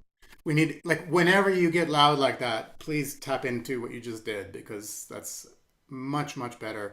That A natural kills me in bar 19. I don't know how you feel about it, but I find it devastating against the D flat bass in the orchestra part.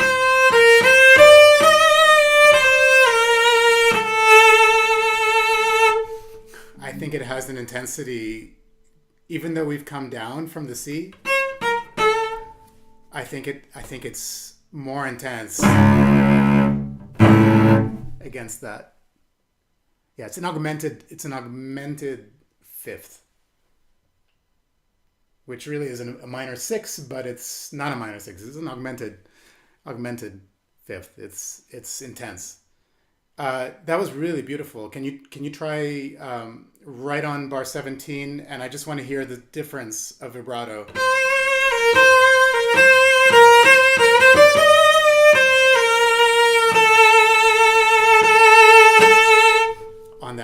On that A. Really listen to that D flat in the piano.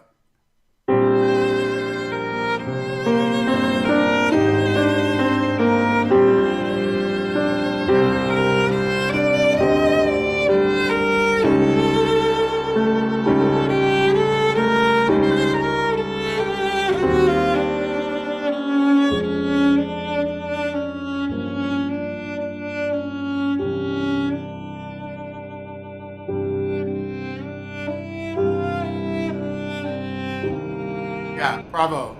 And right at 21, What is the harmony in the piano? Do you know?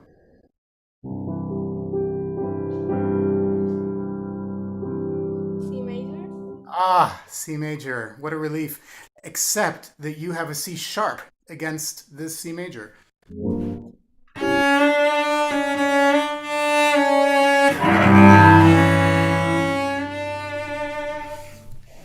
Yeah, so it's not quite the relief that we expect.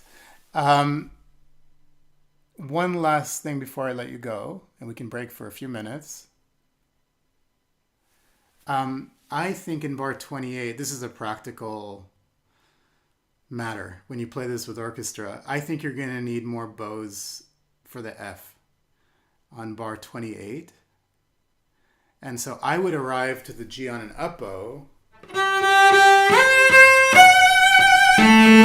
Not enough sharp.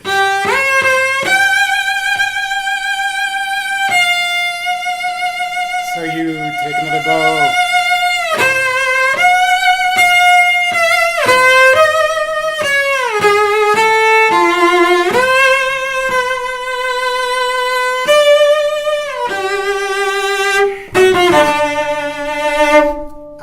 That arrival, I want to hear a totally different cellist.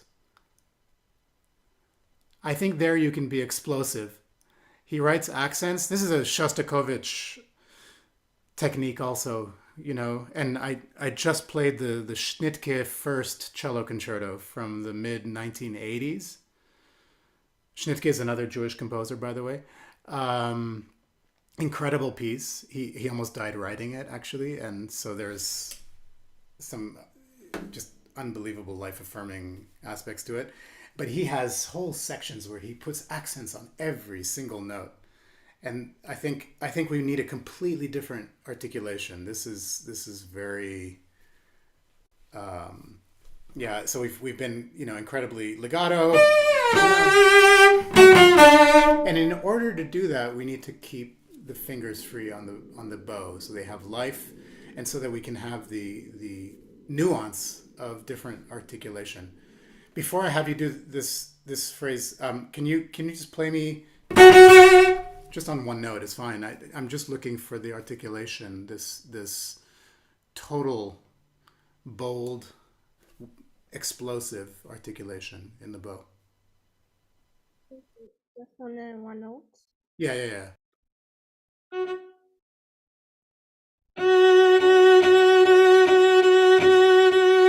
Oh, just in the rhythm. Yeah, let's let. If we did it slow, we would let the accent kind of go after the initial attack. I think freer in the,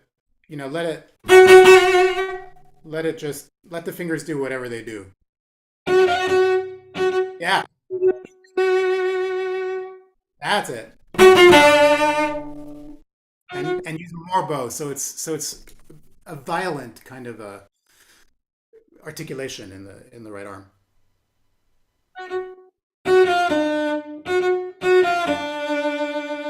Yeah.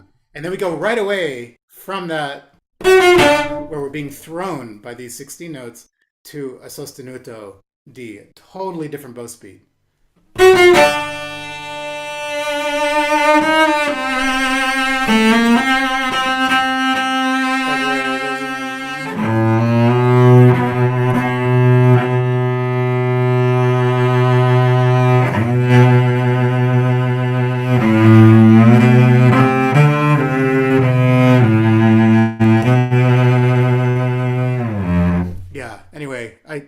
I like portamento, so I encourage you to play around a little bit with. I think it's very Jewish to slide and to feel that, to embrace how painful something can be. Again, 29. They're triplets, but no orchestra is playing with you for 2 bars. When that happens, when you play with orchestra, that is you're free. So I think I want you to enjoy the different intervals. This tritone, half stab, major third, minor third, E natural, E flat, which we've been playing with through the whole piece.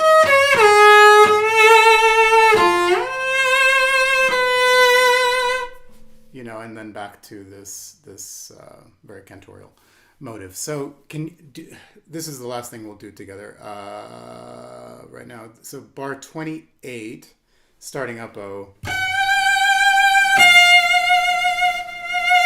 And just take two bows. I think on the F, you can hide the up bow.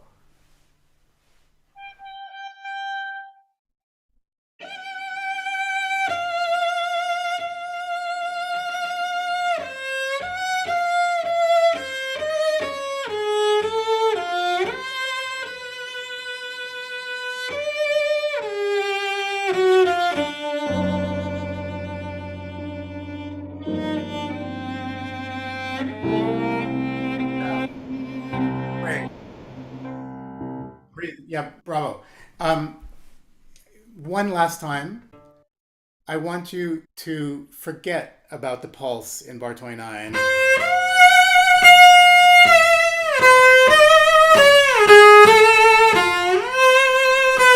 Until the next bar, and then bring us back in with the pulse. And one other thing is, I would lift the bow before the accents. So it's not legato. It's you interject that idea. Try one more time and just use your imagination. Whatever feels like it needs a little bit more of an effort in bar 29.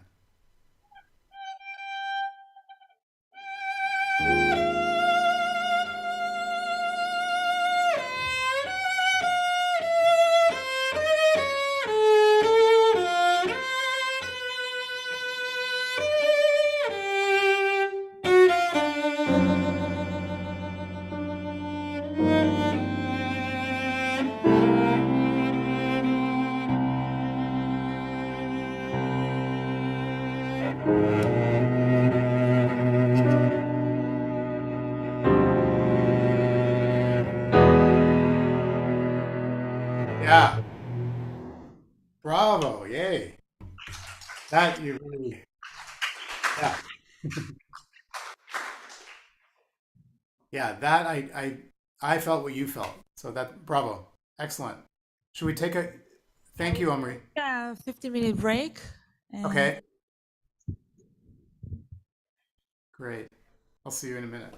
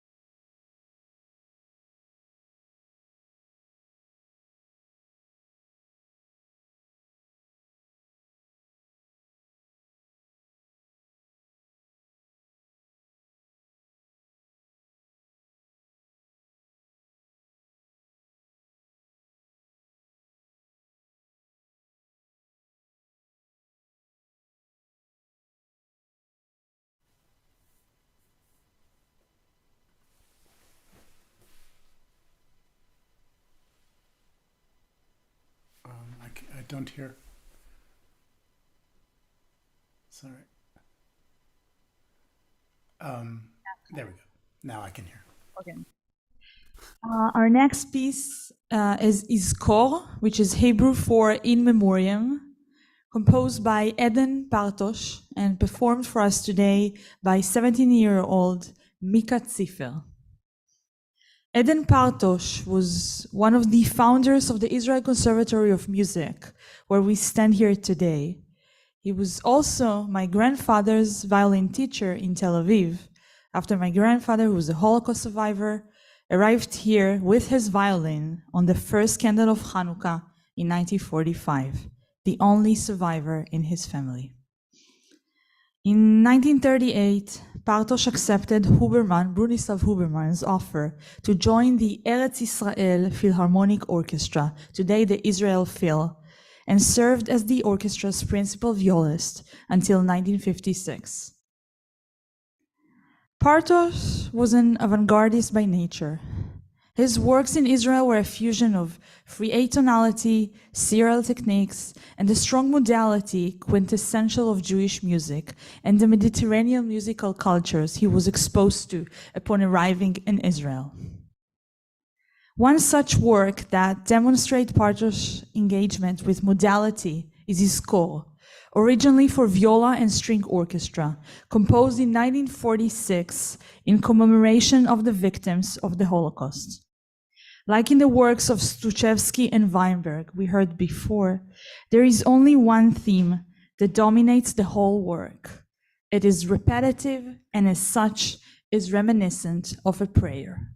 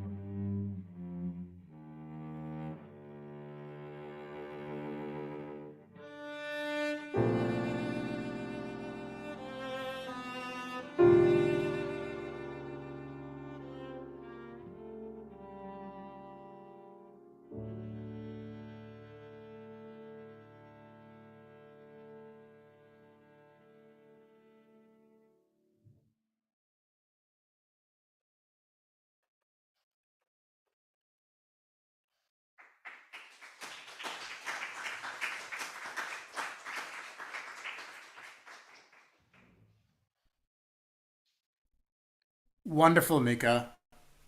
Really, this is not an easy piece yet, and really beautiful.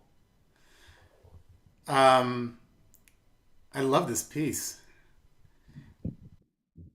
It's so interesting how just to see how composers incorporate certain traditions or styles of music into their compositional process, and also where their compositional process comes from, where their roots are. I mean, this clearly um, is, from a kind of European based compositional tradition. And I'm just going to tell a quick story, and then we'll get to work. I promise. But I'm so there's a beautiful book right now by a friend of mine, Jeremy Eichler, called Time's Echo, and he talks about music from the war time, and I have been spending a lot of time in Texas over the last 3, 4, 5 years through the pandemic, working on a project. And in this book, I was really stunned to learn that a premiere of an Arnold Schoenberg piece, Survivor of Warsaw, which actually quotes the Shema Yisrael. It has a choir singing the Shema Yisrael in an atonal setting of Schoenberg. The premiere of this piece took place just a few hours from where I have been spending time in Texas, in New Mexico, in Albuquerque, New Mexico. And I was so stunned to learn that a choir of cowboys, of ranchers, sang an atonal version of the Shema Yisrael thousands of miles away from Israel, and gave the world premiere of an Arnold Schoenberg piece. So, and hearing Shulamit talk about, the relationship of her grandfather, studying violin, and just,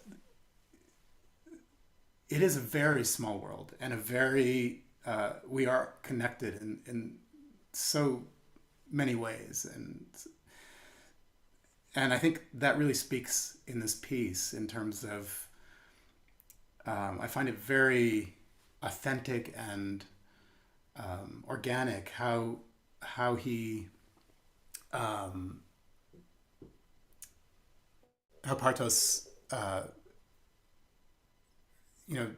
brings in the tropes of the prayer into this kind of European compositional style of the time, and the kind of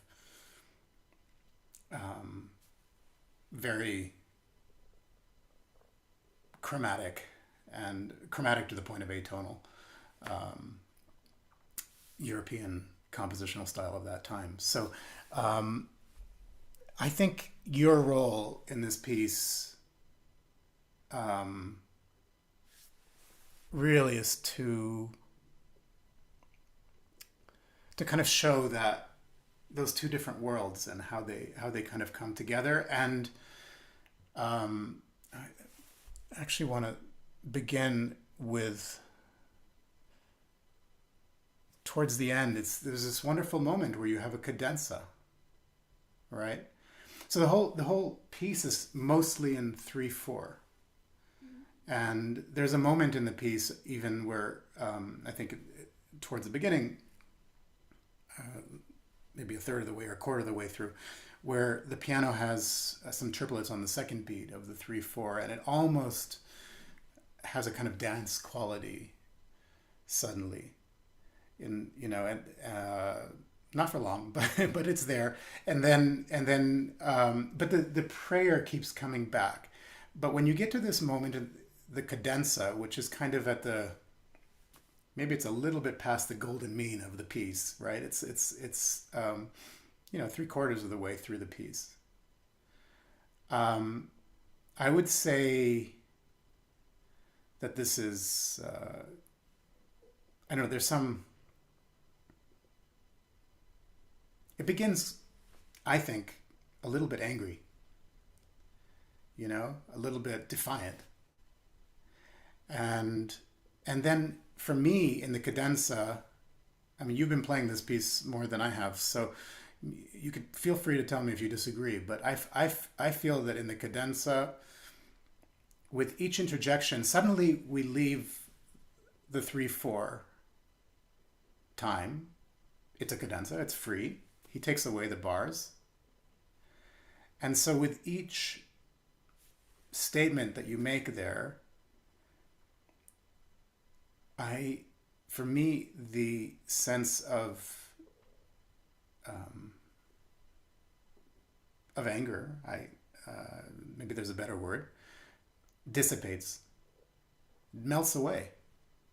And then we find ourselves back into this more prayerful ending of the piece. So I think it's a really interesting moment in the piece where the orchestra stops to play. Of course, you have the solo instrument, but also time is suddenly different. And I don't know, I guess we could see it as a metaphor for, this is of course a Holocaust memorial piece, and I think the various emotions that we go through, when we think about that history and what happened and how humans could do that to other humans. So I would love to hear. Let's start right with. Actually, let's get into the cadenza with this sort of very declamatory,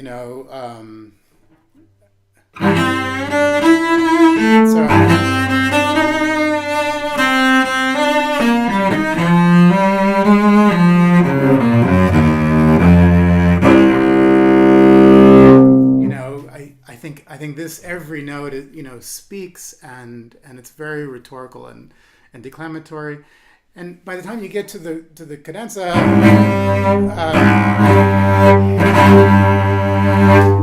I would come in with a rage. I would really don't be apologetic. I mean, it's like I think you have a right to be angry. With it, and that A flat, against the G, and then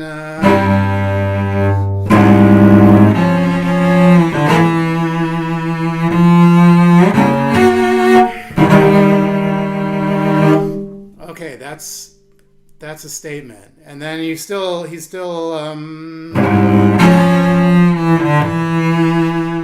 repeats. What he did then,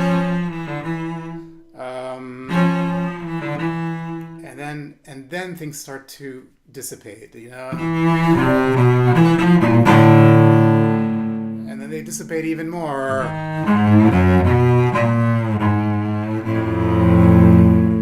all this,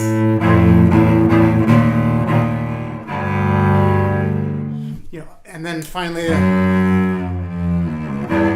It's just you're giving up, with this figure, this descending figure. So I would like you to sort of take us through the range of emotion from that, be bold and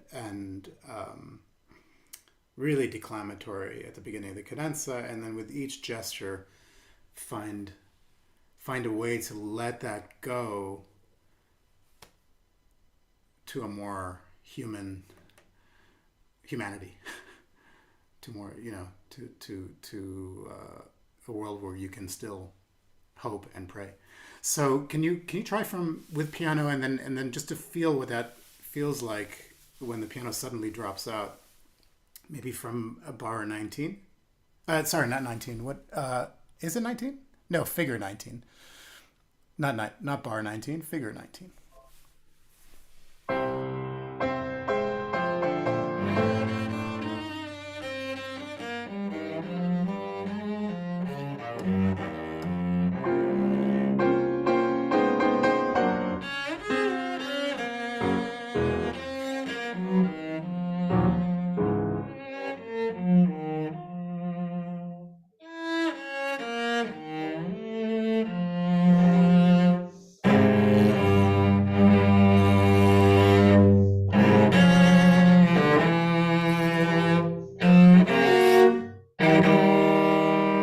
Yeah, I'm gonna stop you. Good.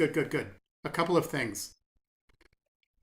I think this rhythm of the dotted eighth note and 16th note,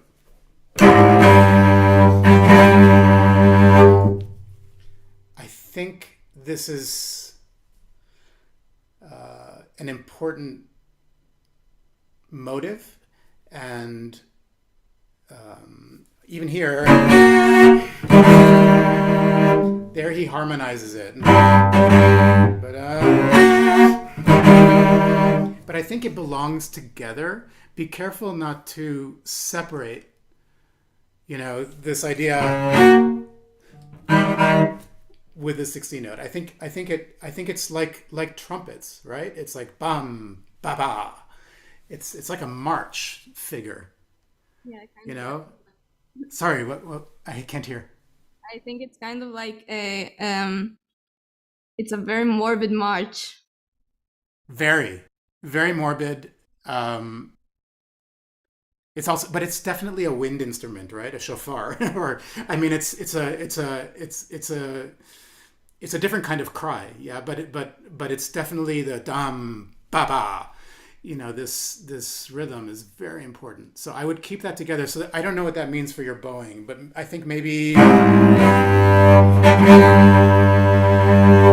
you could keep and then retake. And then this.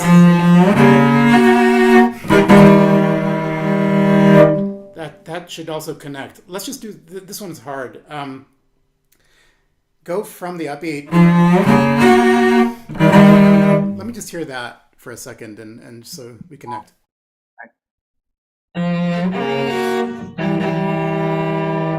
Yeah, good. He gives us a 16th rest to come back, but it's not much time. So be careful not to lift your bow too high.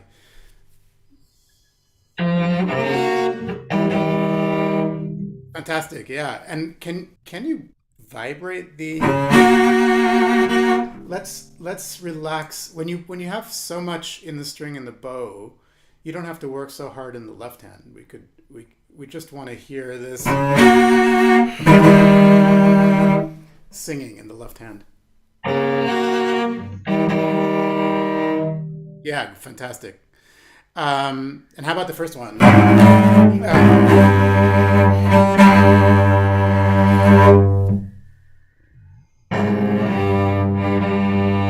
Yeah, I think that's too. Yeah. What was the word that you used for this march? Morbid. Morbid. I think if you use a down down, it's not morbid enough. I think we need all of the bow. I think there's something really quite drastic about using a whole bow on a dotted eighth note and then using a whole bow on a 16th note. It's so much faster on the 16th note on the way back, and making that work is it's a statement. Whereas if you connect it, it sounds like a classical piece, and I don't think this should be a classical motive. This should be a brass, the trumpets. Yeah, and by the way, this first one, there's no 16th rest, so I wouldn't lift the bow. You're right. Sorry.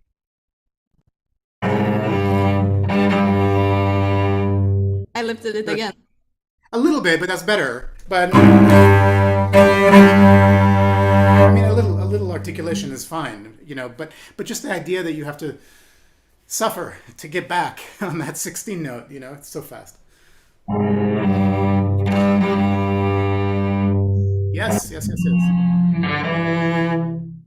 Yeah. And then here you could retake maybe.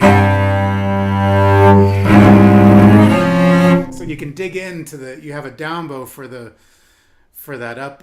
upbeat. It's so strong, that C and A flat. It's two different upbeats, right? The first upbeat is a grace note, and the second upbeat is an eighth note. And that march-like rhythm becomes also dotted eighth note and two 32nd notes, right? Which is that descending figure. So first he repeats 3 repeated notes, and then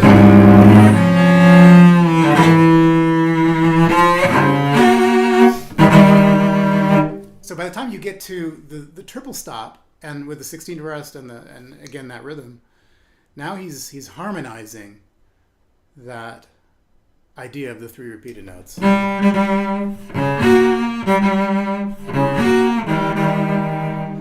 Right, and then he again,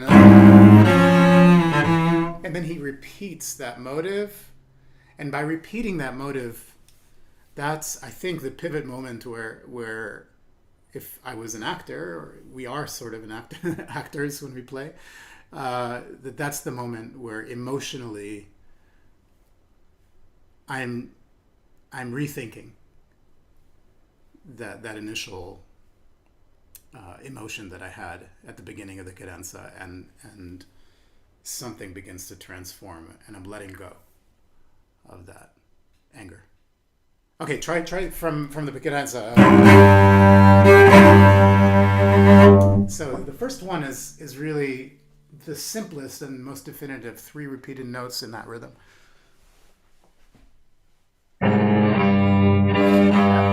Sorry, I'm going. Just really. The difference between the grace note and the eighth note. So I think the grace note's shorter. So with the bow, we kind of whip from a lower arm position to the upper 2 strings, to the G and D, very quickly.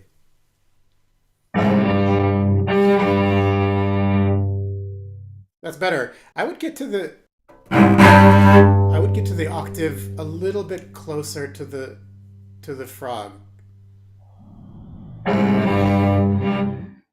Yeah, it's funny. We see fortissimo, so we think that the grace note has to be fortissimo, but actually the grace note doesn't have to be so strong. It's the octave that is strong. Yeah.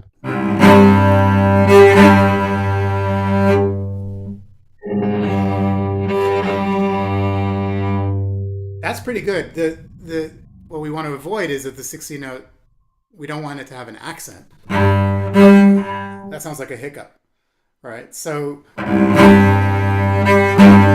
you have to really let up the weight on the up bow.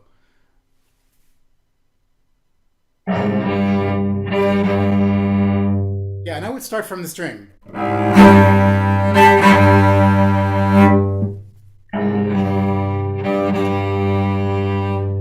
Pretty good, but now you don't have enough bow for the dotted quarter because you didn't come back.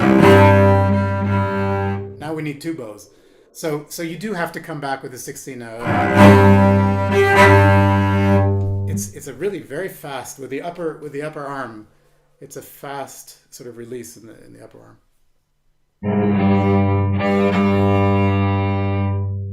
Pretty good. That sounded like a triplet. Can you make it sound really like a 16 note? Yeah, kind of. It sounded. Yeah.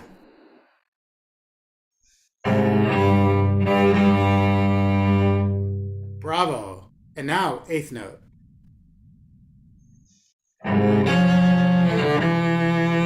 This is a full 8th note. And it's an eighth note in the cadenza, so whatever time you need is fine.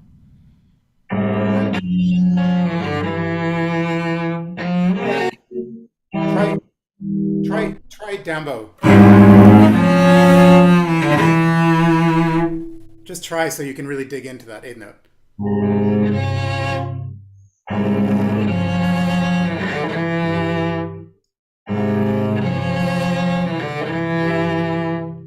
Yeah, by the way, bravo for the vibrato on this. That's hard, and you're vibrating fantastically.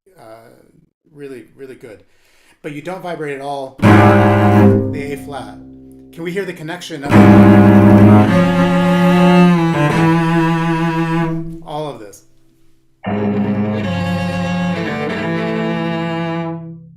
Beautiful. Yeah. And no need to force. You have a big sound, and if you want more, change the contact point. You don't need to press more near the fingerboard. So this might be more, a little bit away from the fingerboard.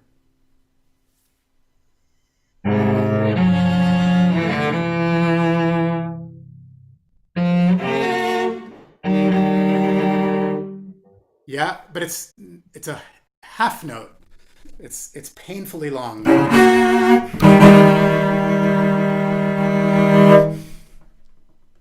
So it's a very slow bow. So again, use the contact point near the bridge to slow the bow.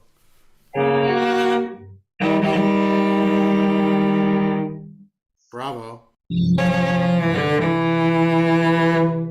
Yeah. Already this, I think, we sustained the first time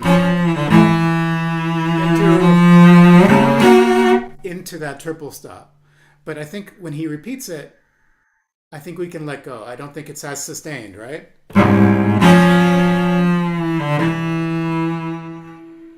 Rest.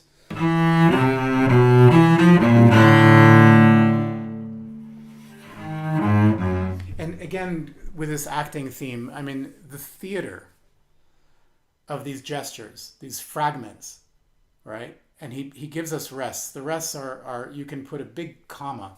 They're not all the same in terms of the space between them, but you have to process. And when you play something alone in a cadenza or solo piece, it's a different kind of sense of time. I think you can take sometimes more of a breath, more time to process what you just did, respond to it, and let it dissipate. We don't come to a tempo until the end of this cadenza and the Misterioso prayer that comes in. You want to try from where he repeats. It's kind of I like changing bowings for the same figure. It automatically gives it a different kind of feeling. So the first one. The first one you're sustaining, and that eighth note double stop on the bass is strong. Second one you're letting go, which automatically happens as you go to the tip.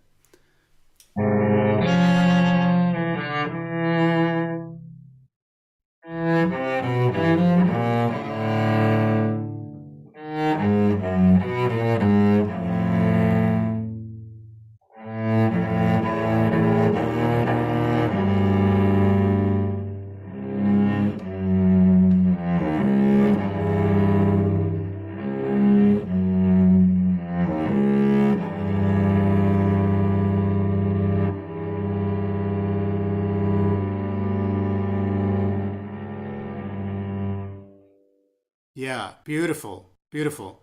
I felt that in between phrases, sometimes maybe you weren't, but it almost looked like you were looking at the screen at my reaction. And I think in a way that's good, because that's the kind of time that you want. You want to make a statement, and sort of you want to feel the chemistry coming back at you from the listener, and that there's a certain time in performance that we need to make that happen. So beautiful. And I loved yeah, I just love the overall. I felt like this was one phrase, almost in one breath. Even though it's these fragments, I understood it better in terms of how it evolved from the first bold statement. I just want to double check. So the ending of this, because I don't know it, but it's not an E flat, right? It's two E's, E naturals. Two E naturals with a G. Okay. I can't see it because there's like a lot of writing and so I don't see the accidental. So I would have thought it's a flat, but just this chromatic descent. But that's fine if it's repeated. That's great. I think also in the bow articulation, you could get more resigned.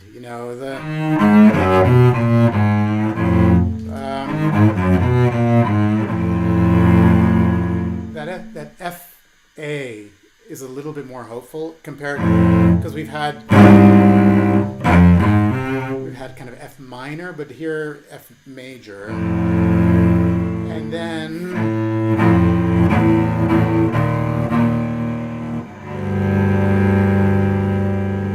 that F major going to this fourth, this very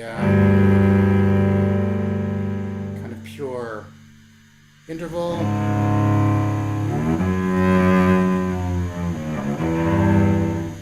And then letting these figures just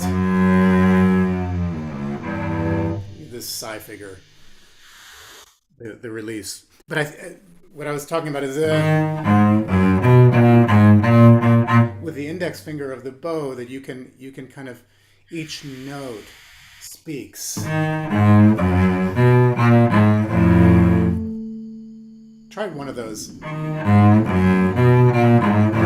So instead of trying for overly legato, that each note, and I would do this in the middle of the bow because that's where it's more malleable and you'll have more options to you.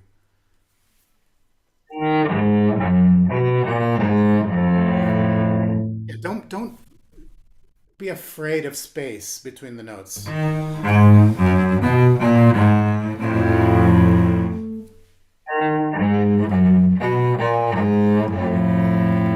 That's it.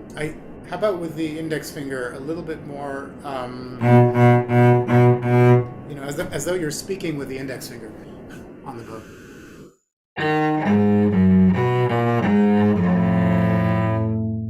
How about the next one? Yeah,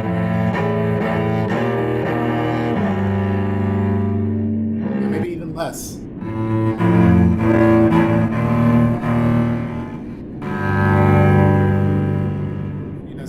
Something more dignified.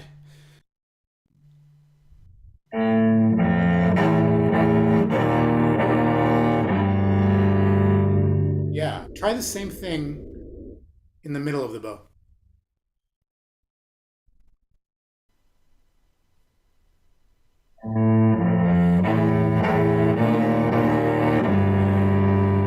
Yeah, and imagine that you're dribbling a ball, and so there is this sort of U shape here. Instead of that stroke, a little bit of this. A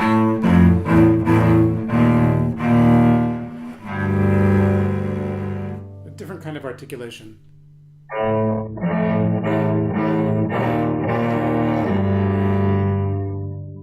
Yeah.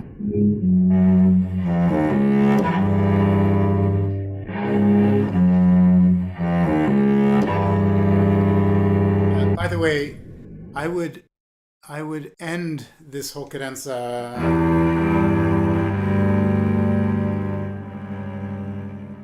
I would end it on a dumbo so that you can really go to pianissimo and disappear, and then you can start up again.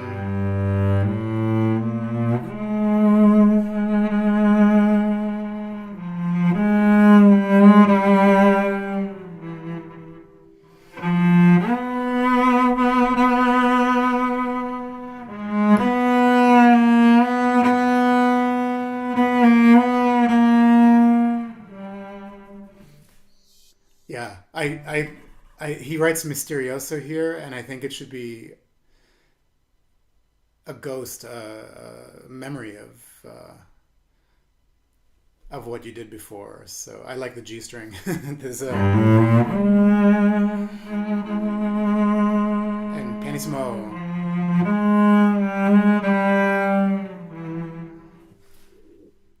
Yeah, I would all of these fragments. I would very much emulate the human voice, the cantor, this cry. You want me to try it in the G string? Sorry? Want me to try it in the G string? Yeah, would you? If you're brave, please do. I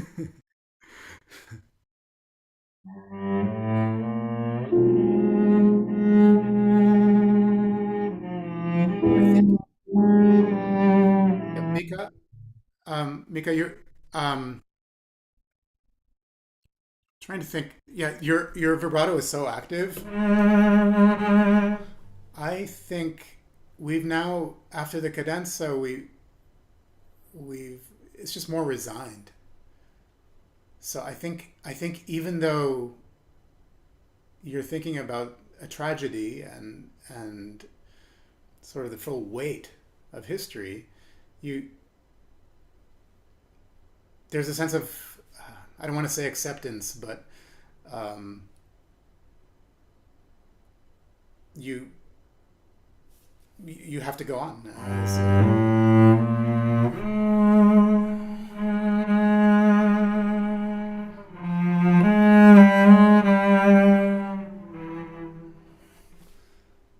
I think it's more resigned. So I think it's a different energy in the left hand.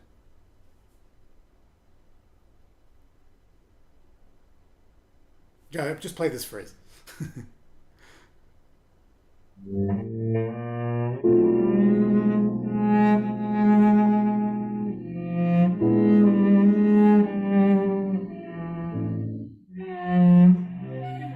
No, I can't do it without. No, you can. Of course you can. I'm sure you can. But there, it depends. Just you have to organize. You maybe can't do it in 2 seconds, but 1 minute, I'm sure you can do it. It's just organizing where the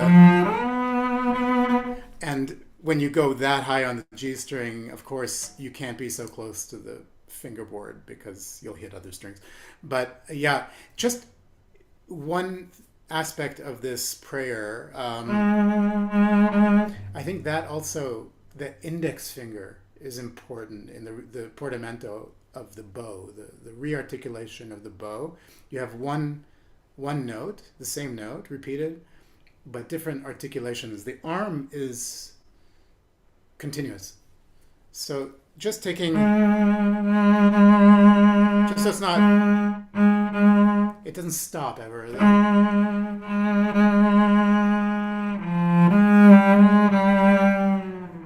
And I encourage you in your practice, try different fingerings. When you go from 2 to 1, that's one thing. But if you go 2 to 2, that's another. Or you can go even farther from 2 to 3. Right? So it's different kinds of portamento. So I encourage you to just explore, different solutions. Just try this last phrase, and then we continue to the Shulamitran piece. But just for this, because I think it applies whenever this prayer comes. This kind of articulation. I think it's worth just thinking about. Just this upbeat.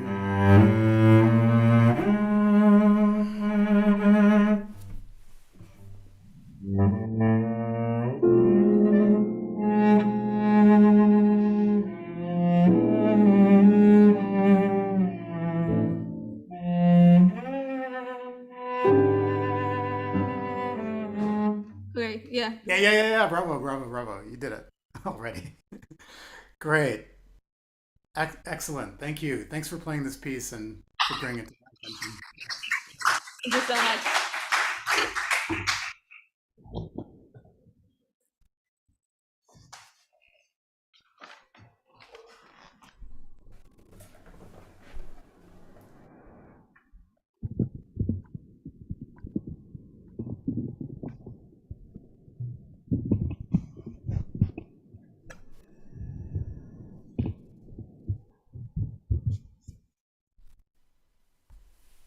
Our last piece, which is very close to my heart, is Shulamit Ran's Fantasy Variation, performed today by Yasmin Kenneth, who is 19 years old. A native of Israel, Shulamit Ran is one of the most leading Israeli composers of our generation. Ran was a child prodigy who studied piano here at the Israel Conservatory and continued her studies in the US. Along with winning the Pulitzer Prize in 1991, Ran has been awarded most major honors given to composers in the US, and her music has been played by top-tier orchestras and ensembles. She recently retired from the University of Chicago, where she had taught since 1973. And on a personal note, Ran is one of the kindest and most generous composers I've had the honor to work with. Professor Ran sent us a few notes about the piece we will hear today, and I'll read it on her behalf. So she's writing to me. So first, a small message from one Shulamit to another. Heartfelt blessings and salutations for the beautiful creative ways in which you chose to take the conservatory's cello class on a journey of coping with the great pain that has befallen the country since October 7. There is nothing like music that enables us to express what's in our heart in each is his or her way. It moves me greatly to be the one composer representing today's Israeli composers, and I thank you, Shulamit, and you, Yasmin, for learning my fantasy pieces.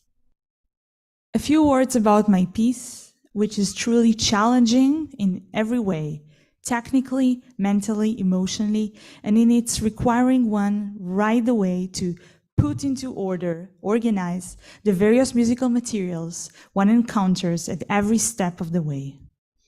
Without going into too much detail, I will mention that a performer must clearly convey to the listener when the music is intended to sound more in the style of a fantasia, as per the title, freer, more rhapsodic, versus the more rhythmic in time, one might call it even more organized style. What adds to the challenge is the fact that even within a single phrase, and the phrase itself is at times quite elaborate, this can flip from one to the other in literally no time. But I'll tell you a secret. Contrary to what many of you may think, the contemporary composer does not sit and listen with a metronome in hand.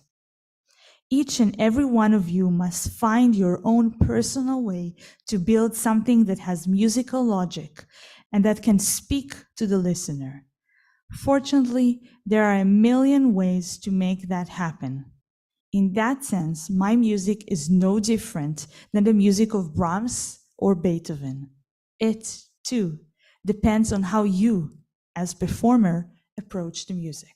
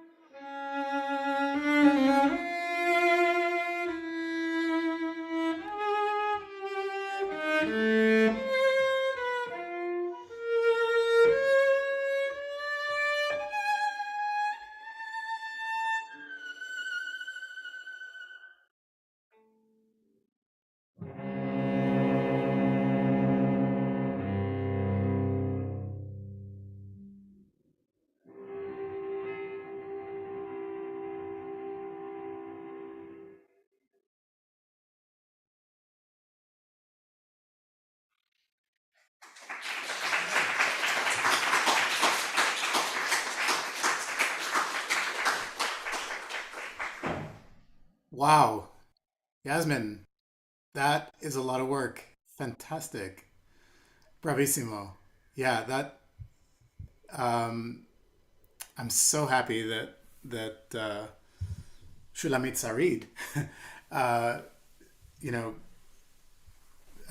brought this into the program, and I'm very grateful for Shulamit Ran for this music. This is um, I've played a lot of new music, and I'm commissioning now many composers. 81 composers, and this has been on my list to look at for so many years, and I'm so happy to come back and think about this now, and we could spend a whole class. Maybe we could get together in a few weeks, and spend a whole class on this piece, because it's so rich in ideas and what it brings out in us. And it's always, no matter how complex it gets, it's always so organically musical.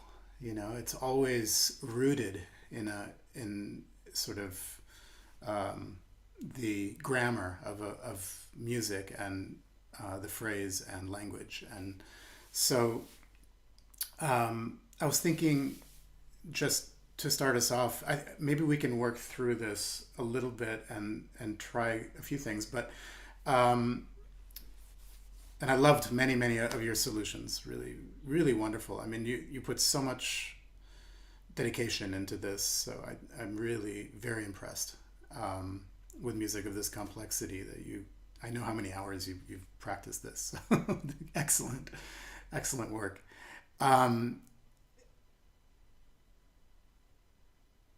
First of all, so I'm thinking about something that Igor Stravinsky said about music, just a very simple statement. He said that music is the organization of chaos. I think I'm paraphrasing. He might have said it slightly differently. But with a piece like this, it's also fantasy variations. So we have the form of variations, we have the theme, and then we have the variations which explore different aspects of the theme and go off in different directions and different emotions and different states, really. But there is so much of it has a kind of free aspect, and yet what the listener doesn't realize is that everything is very much notated. There's a little bit of aleatoric. For example, the beginning where you throw the bow like a drum, you could decide exactly how long. It's around 10 seconds, and you can decide how you want to do that. And there are things throughout where you make decisions, but really it's kind of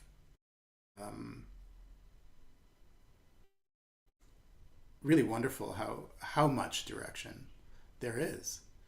And so I find that personally, I don't know how you feel, but I find it liberating to have that information from the composer.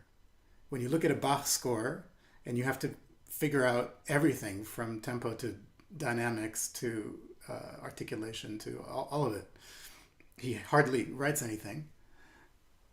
It's much more of a challenge for us, in some ways. But here, what Shulamit said, and I think is so critical, because we try to be faithful to the composer, and we try to honor everything that the composer wrote. In a piece like this, there's so much written that can tie us up a little bit. And so we want to make sure, I think what Shulamit Ran was talking about is this idea that the composer wants their music to come to life. And I've learned that again and again and again working with composers, that they don't necessarily want perfection or, absolute faithfulness, but actually they are giving us a map of something to work with, and we have to make sense of it, and it has to resonate for us, and then we can communicate that, we connect with the audience and help them to understand what is happening. So maybe we can approach that in different ways now. I'm just trying to think if if I really do want to start at the beginning, or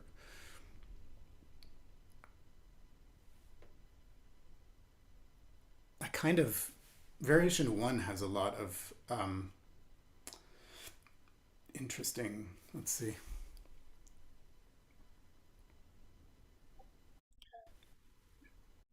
Actually, getting into let's. I like very much your opening drum. Great, and I like the down bow. I like that. I like the problem with the end of that first line is that there's a molto crescendo. Yeah, it doesn't. It didn't come out the way I wanted to. Yeah. Well, it's hard because if you increase the speed, of course, on a down bow, then we are going to the tip, so it's very hard to make a crescendo as you increase the speed. There actually is a decrescendo. So the first one is great. The second one, I wonder. Anyway, you could choose two different solutions. You could, for the crescendo, the second one, you could be on an up bow. The problem with the up bow is that it slows down the bounce. So you have to decide, what you want. Anyway, these are, but they're two different sort of versions of that effect. But what I wanted to maybe talk about and maybe help a little bit is the last line of that first page. We don't have any bar numbers, right? We don't have any. There are no bars, so we don't have any. I'll just say the last line. I'll talk about lines. We have this pitch center of the D.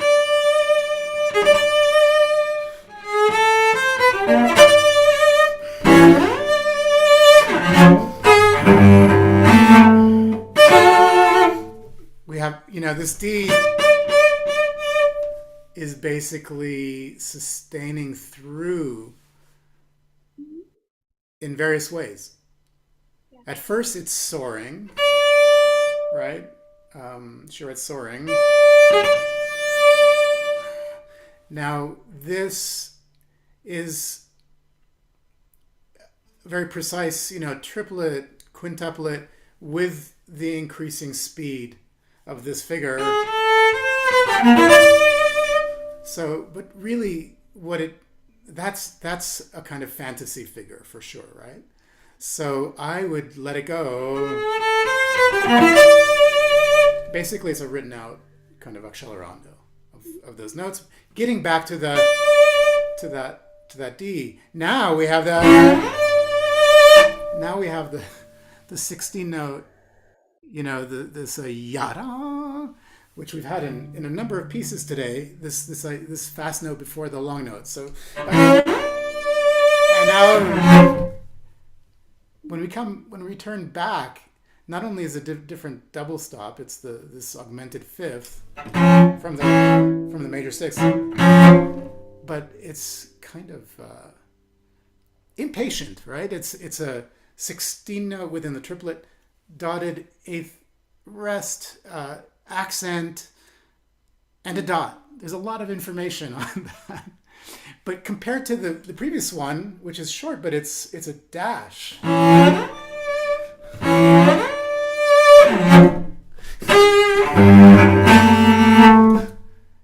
To this painful minor second, and then finally the pitch center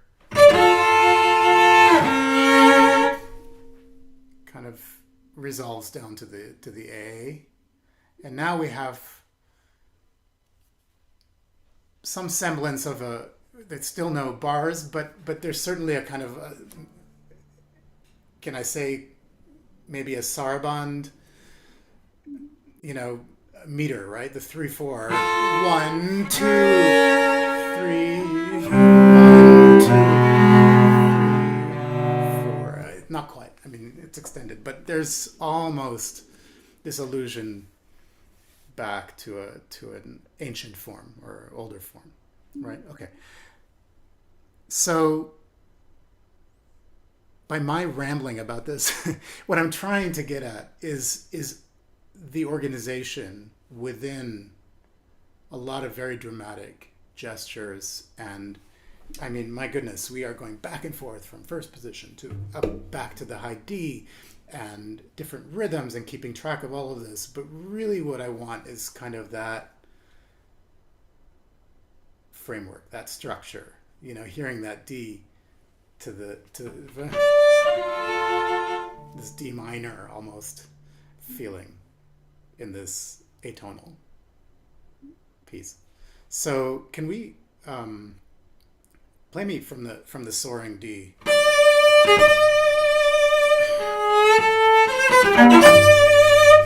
You know, with different approaches to that D.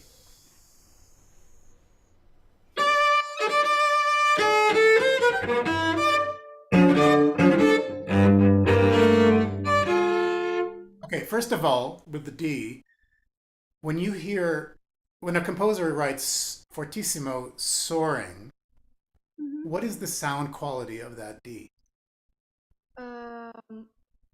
It's supposed to be full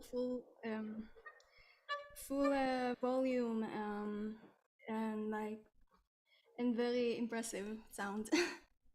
Yes, and I would say also like a voice and soaring, just ecstatically beautiful, right? It just you want to fill up the space with your sound. So can we, just as an exercise,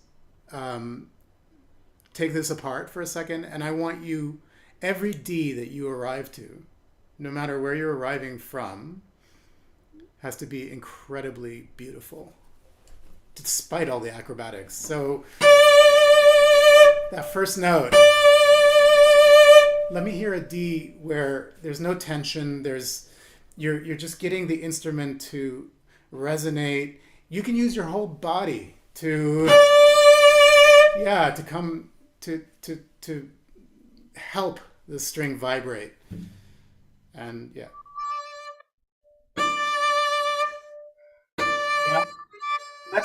Let's relax also the head and the neck and everything, so that we're sinking our arm into the string. Play this D as though you were playing. In fact, play a low D first. Yeah, but don't approach it from this direction, this vertical direction. Approach it from a more parallel to the ground direction, from a horizontal. Great, and start the vibrato right away on the note. Great, and relax the grip so that there's absolute no need to pick up the bow, really. It's just an extension of the arm. Great. Now, let's imagine that high D has the richness of the low D. From the string.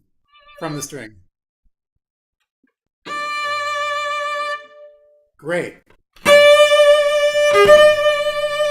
Now, whatever happens with this upbeat, you want to return to that beautiful, soaring, ecstatic D. Can you actually play just from the G sharp, so that this whole figure is an upbeat?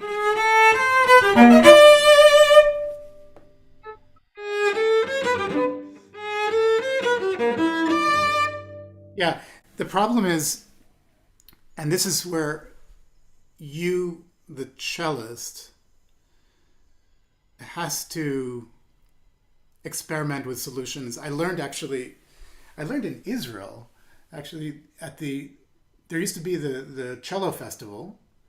I can't remember which kibbutz it was, but Dudu.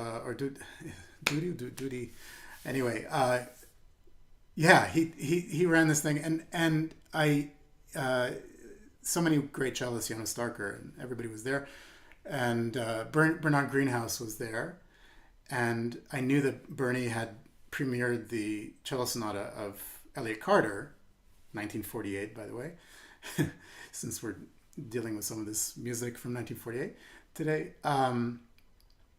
And so I took the opportunity. I was there to teach and to perform, but I took the opportunity to take Bernie aside and I said, "Can you please go over the Carter Sonata, which you know so well?" And he said yes. And we as we were working through it, he explained to me that when Elliott Carter gave him the score, there were no bowings or fingerings, nothing. It was just notes on the page. And it was Bernie Greenhouse who put all of the articulations in there. So, well, I was grateful to Bernie Greenhouse. I also realized, well, he's one person and one cellist, so another cellist could also find solutions for the same score and come to a completely different solution. So, you have this. I like your fingering, I think. But you may want, because it's an accelerando to the D, and you don't want to slow down, you may want to put the last two on one bow. So if we start up bow, down bow, it allows the last two notes to really just, with abandon, lead to the high D again. So something like this, sometimes we have to make a little change in either fingering or bowing articulation. And I think it's okay. I haven't yet worked with Shulamit Ran, but I imagine that she would be open as long as it was, and she can tell us if she hates the idea. Fortunately, she's living, and that's one of the benefits of working with living composers is we can get immediate feedback, whether they like it or not. So let's use that upbeat. Relax at the beginning, the G sharp. Sort of enjoy the fantasy leading to the high D.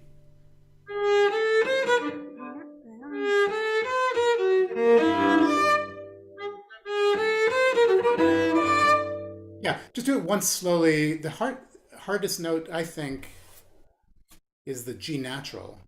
From the G sharp, it's that G, right?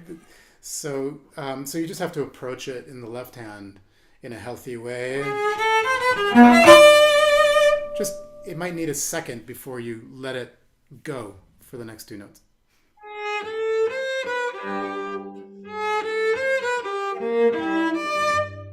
And then the two slur, right? Just try. Another way to practice this, by the way, is working backwards. So you play the last two notes into the D, and then you add a note, and then you add a note to that. Yeah. Good. Now add a note before.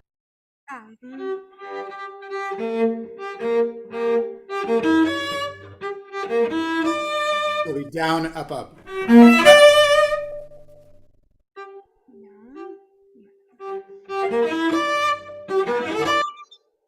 Yeah, and then it'll be up, down, and then two ups. So,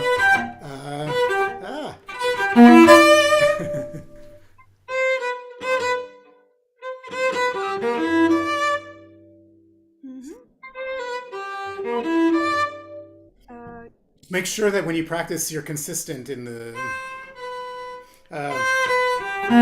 So the C would be a down bow.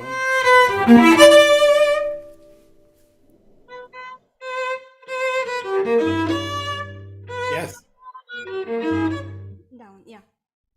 Okay, so the other thing is I wouldn't get all the way back to the frog for the G sharp. So you can start a little less, and then you use that quintuplet to make your way back to the frog.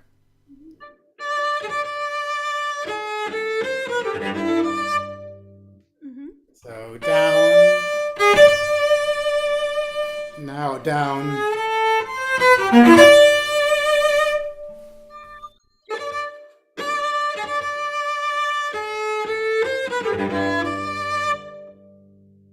Yeah, you're very used to doing separate bows. That's fine.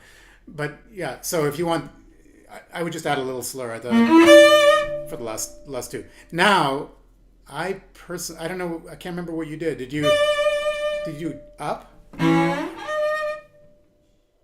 did. I did. I said. Oh, I see. I see. Okay. Okay. Okay. All right. I'm going to propose a different kind of solution for that gesture. Um, I think yours is good because you stay in the position. So, in some ways, it's safer for the D. I can try to go back to first position. Yeah, I think this gesture is a dramatic gesture, and I don't think playing it safe is the point, right? I think you want to live dangerously here.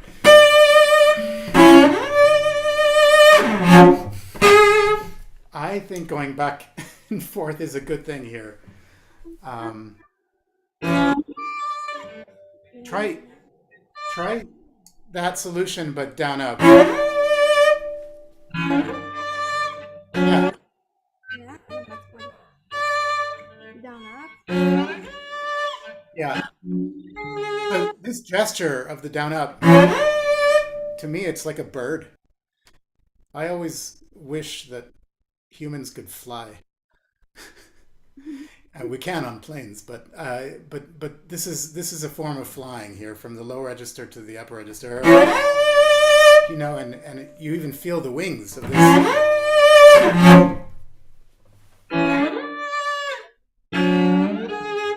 Yeah, but the F C sharp, the augmented fifth, it slaps us back into reality. So we fly, and now it's like no, and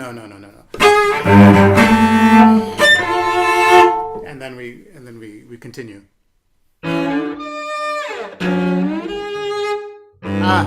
Sorry, your augmented sixth. I don't hear the rest after it.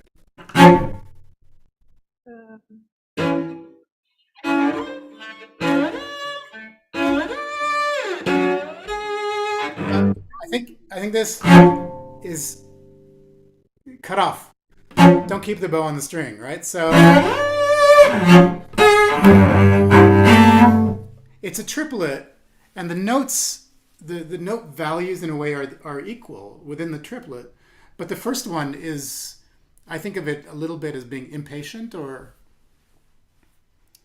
annoyed, you know, and then kind of heroic quarters within this dissonance. So you have that octave displacement of this minor second, and then you have the actual second. So, yeah, which is quite painful. So I mean, sorry, but the range of emotion and character in a few notes, while this D is oblivious to all that is happening around it, right? It's just soaring, no matter what is happening underneath. I think it's really important for you. That is a virtuosic feat. If you can enter this world of so much going on, and yet so simple. You know, it's just the D soaring over all of this other stuff. Play the whole phrase for me, from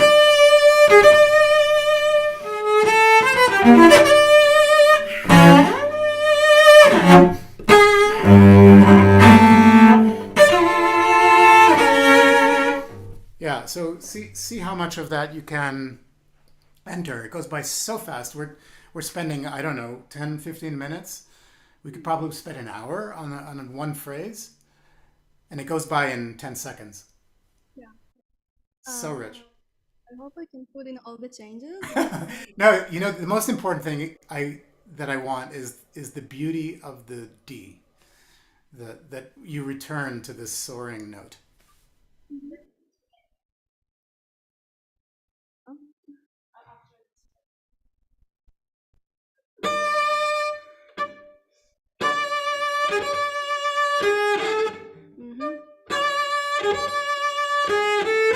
Yeah,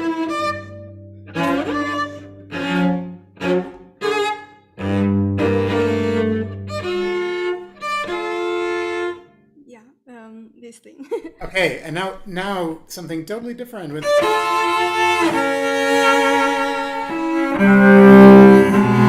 You know, this idea of the saraband in Bach, that we're not only the one but the two within the 3/4 has a stress.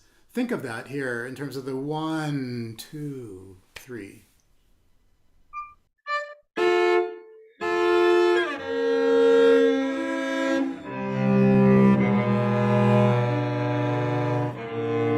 Yeah, so I would find it easier, like.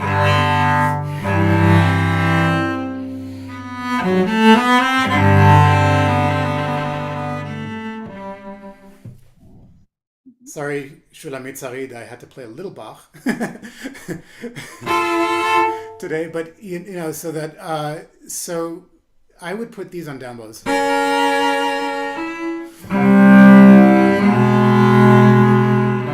Why fight it? You know, on the weak part of the bow. So I would actually end up. Then down bow, and then and this kind of a question from this minor third to the major third, and now we breathe, and finally the coda of this theme.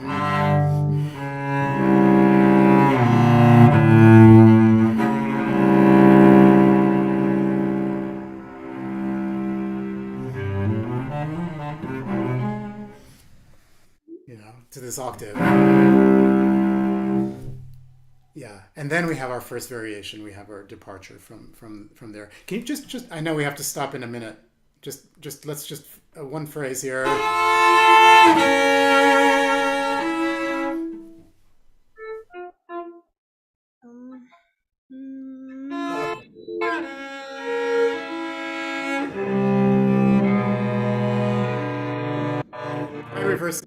Try reversing the bowing. So we just reverse the bowing.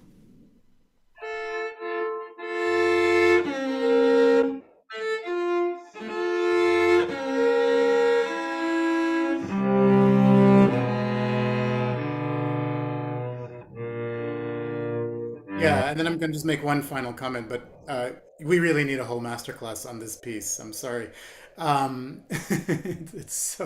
It's so great and so rich. When you play solo and you have a dotted quarter, you must feel the third beat, you know, of this figure. You have to imagine it. 1, 2, 3. 1, 2, 3. And now fermata. And by the way, this whole figure is a più allargando. It's kind of gradually slowing down until the breath. Play just one last time, just to get the feeling.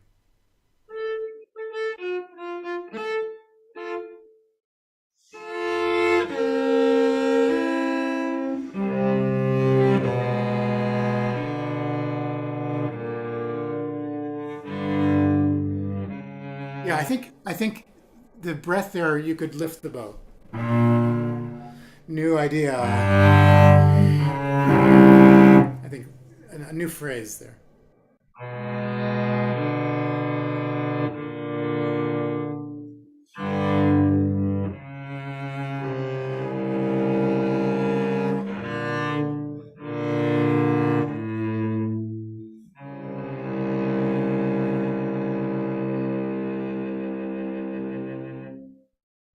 Yeah, beautiful. And let's just, you know, if you look at all the indicated articulations, you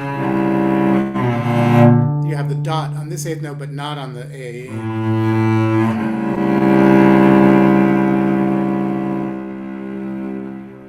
So specific, right? I mean, you would think that it would all be the same, but it's really not. Something very very beautiful, I think, about the connection from the A to the D flat. And the D flat doesn't look like it arrives on a strong beat. It's a syncopated, kind of suspended D flat with a C.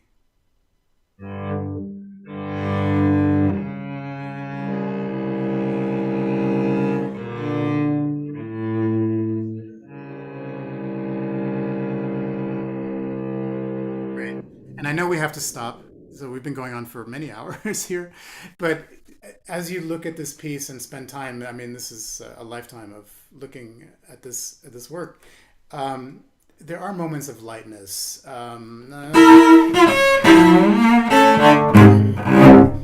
Okay, so that's maybe not light is not the word. That's more pesante. But there are these.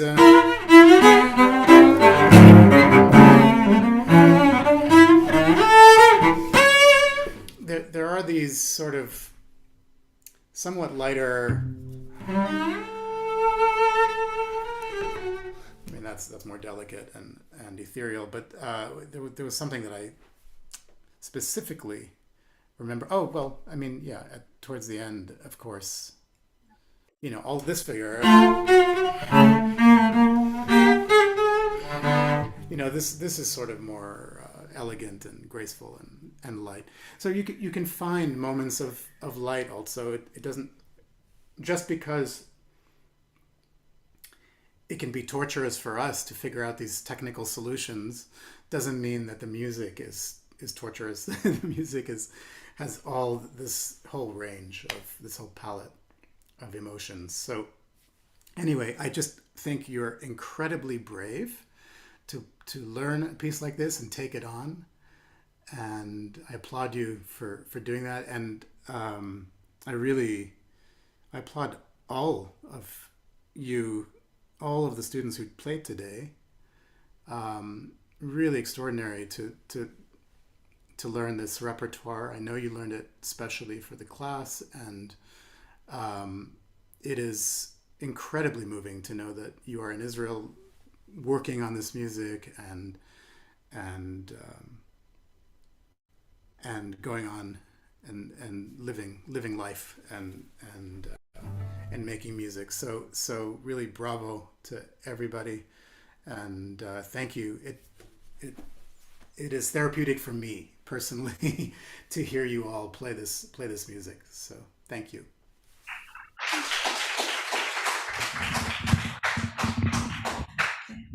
So thank you so much for being with us today. Thank you, Professor Haimovitz, for all the love you give our students for a few years now. I would like to thank all our wonderful students, pianist Ms. Irina Zheleznova, cello teacher Ms. Bluma Sarid, and one more word of great thanks to our amazing sound engineers, Ronen Shani and Nir Averbuch, also Or Israel, for all the time that you put into this project. And most importantly, we send you from this masterclass with our wishes for the return of all the hostages, and with our condolences to the bereaved families for all that we have lost since October 7th. Thank you.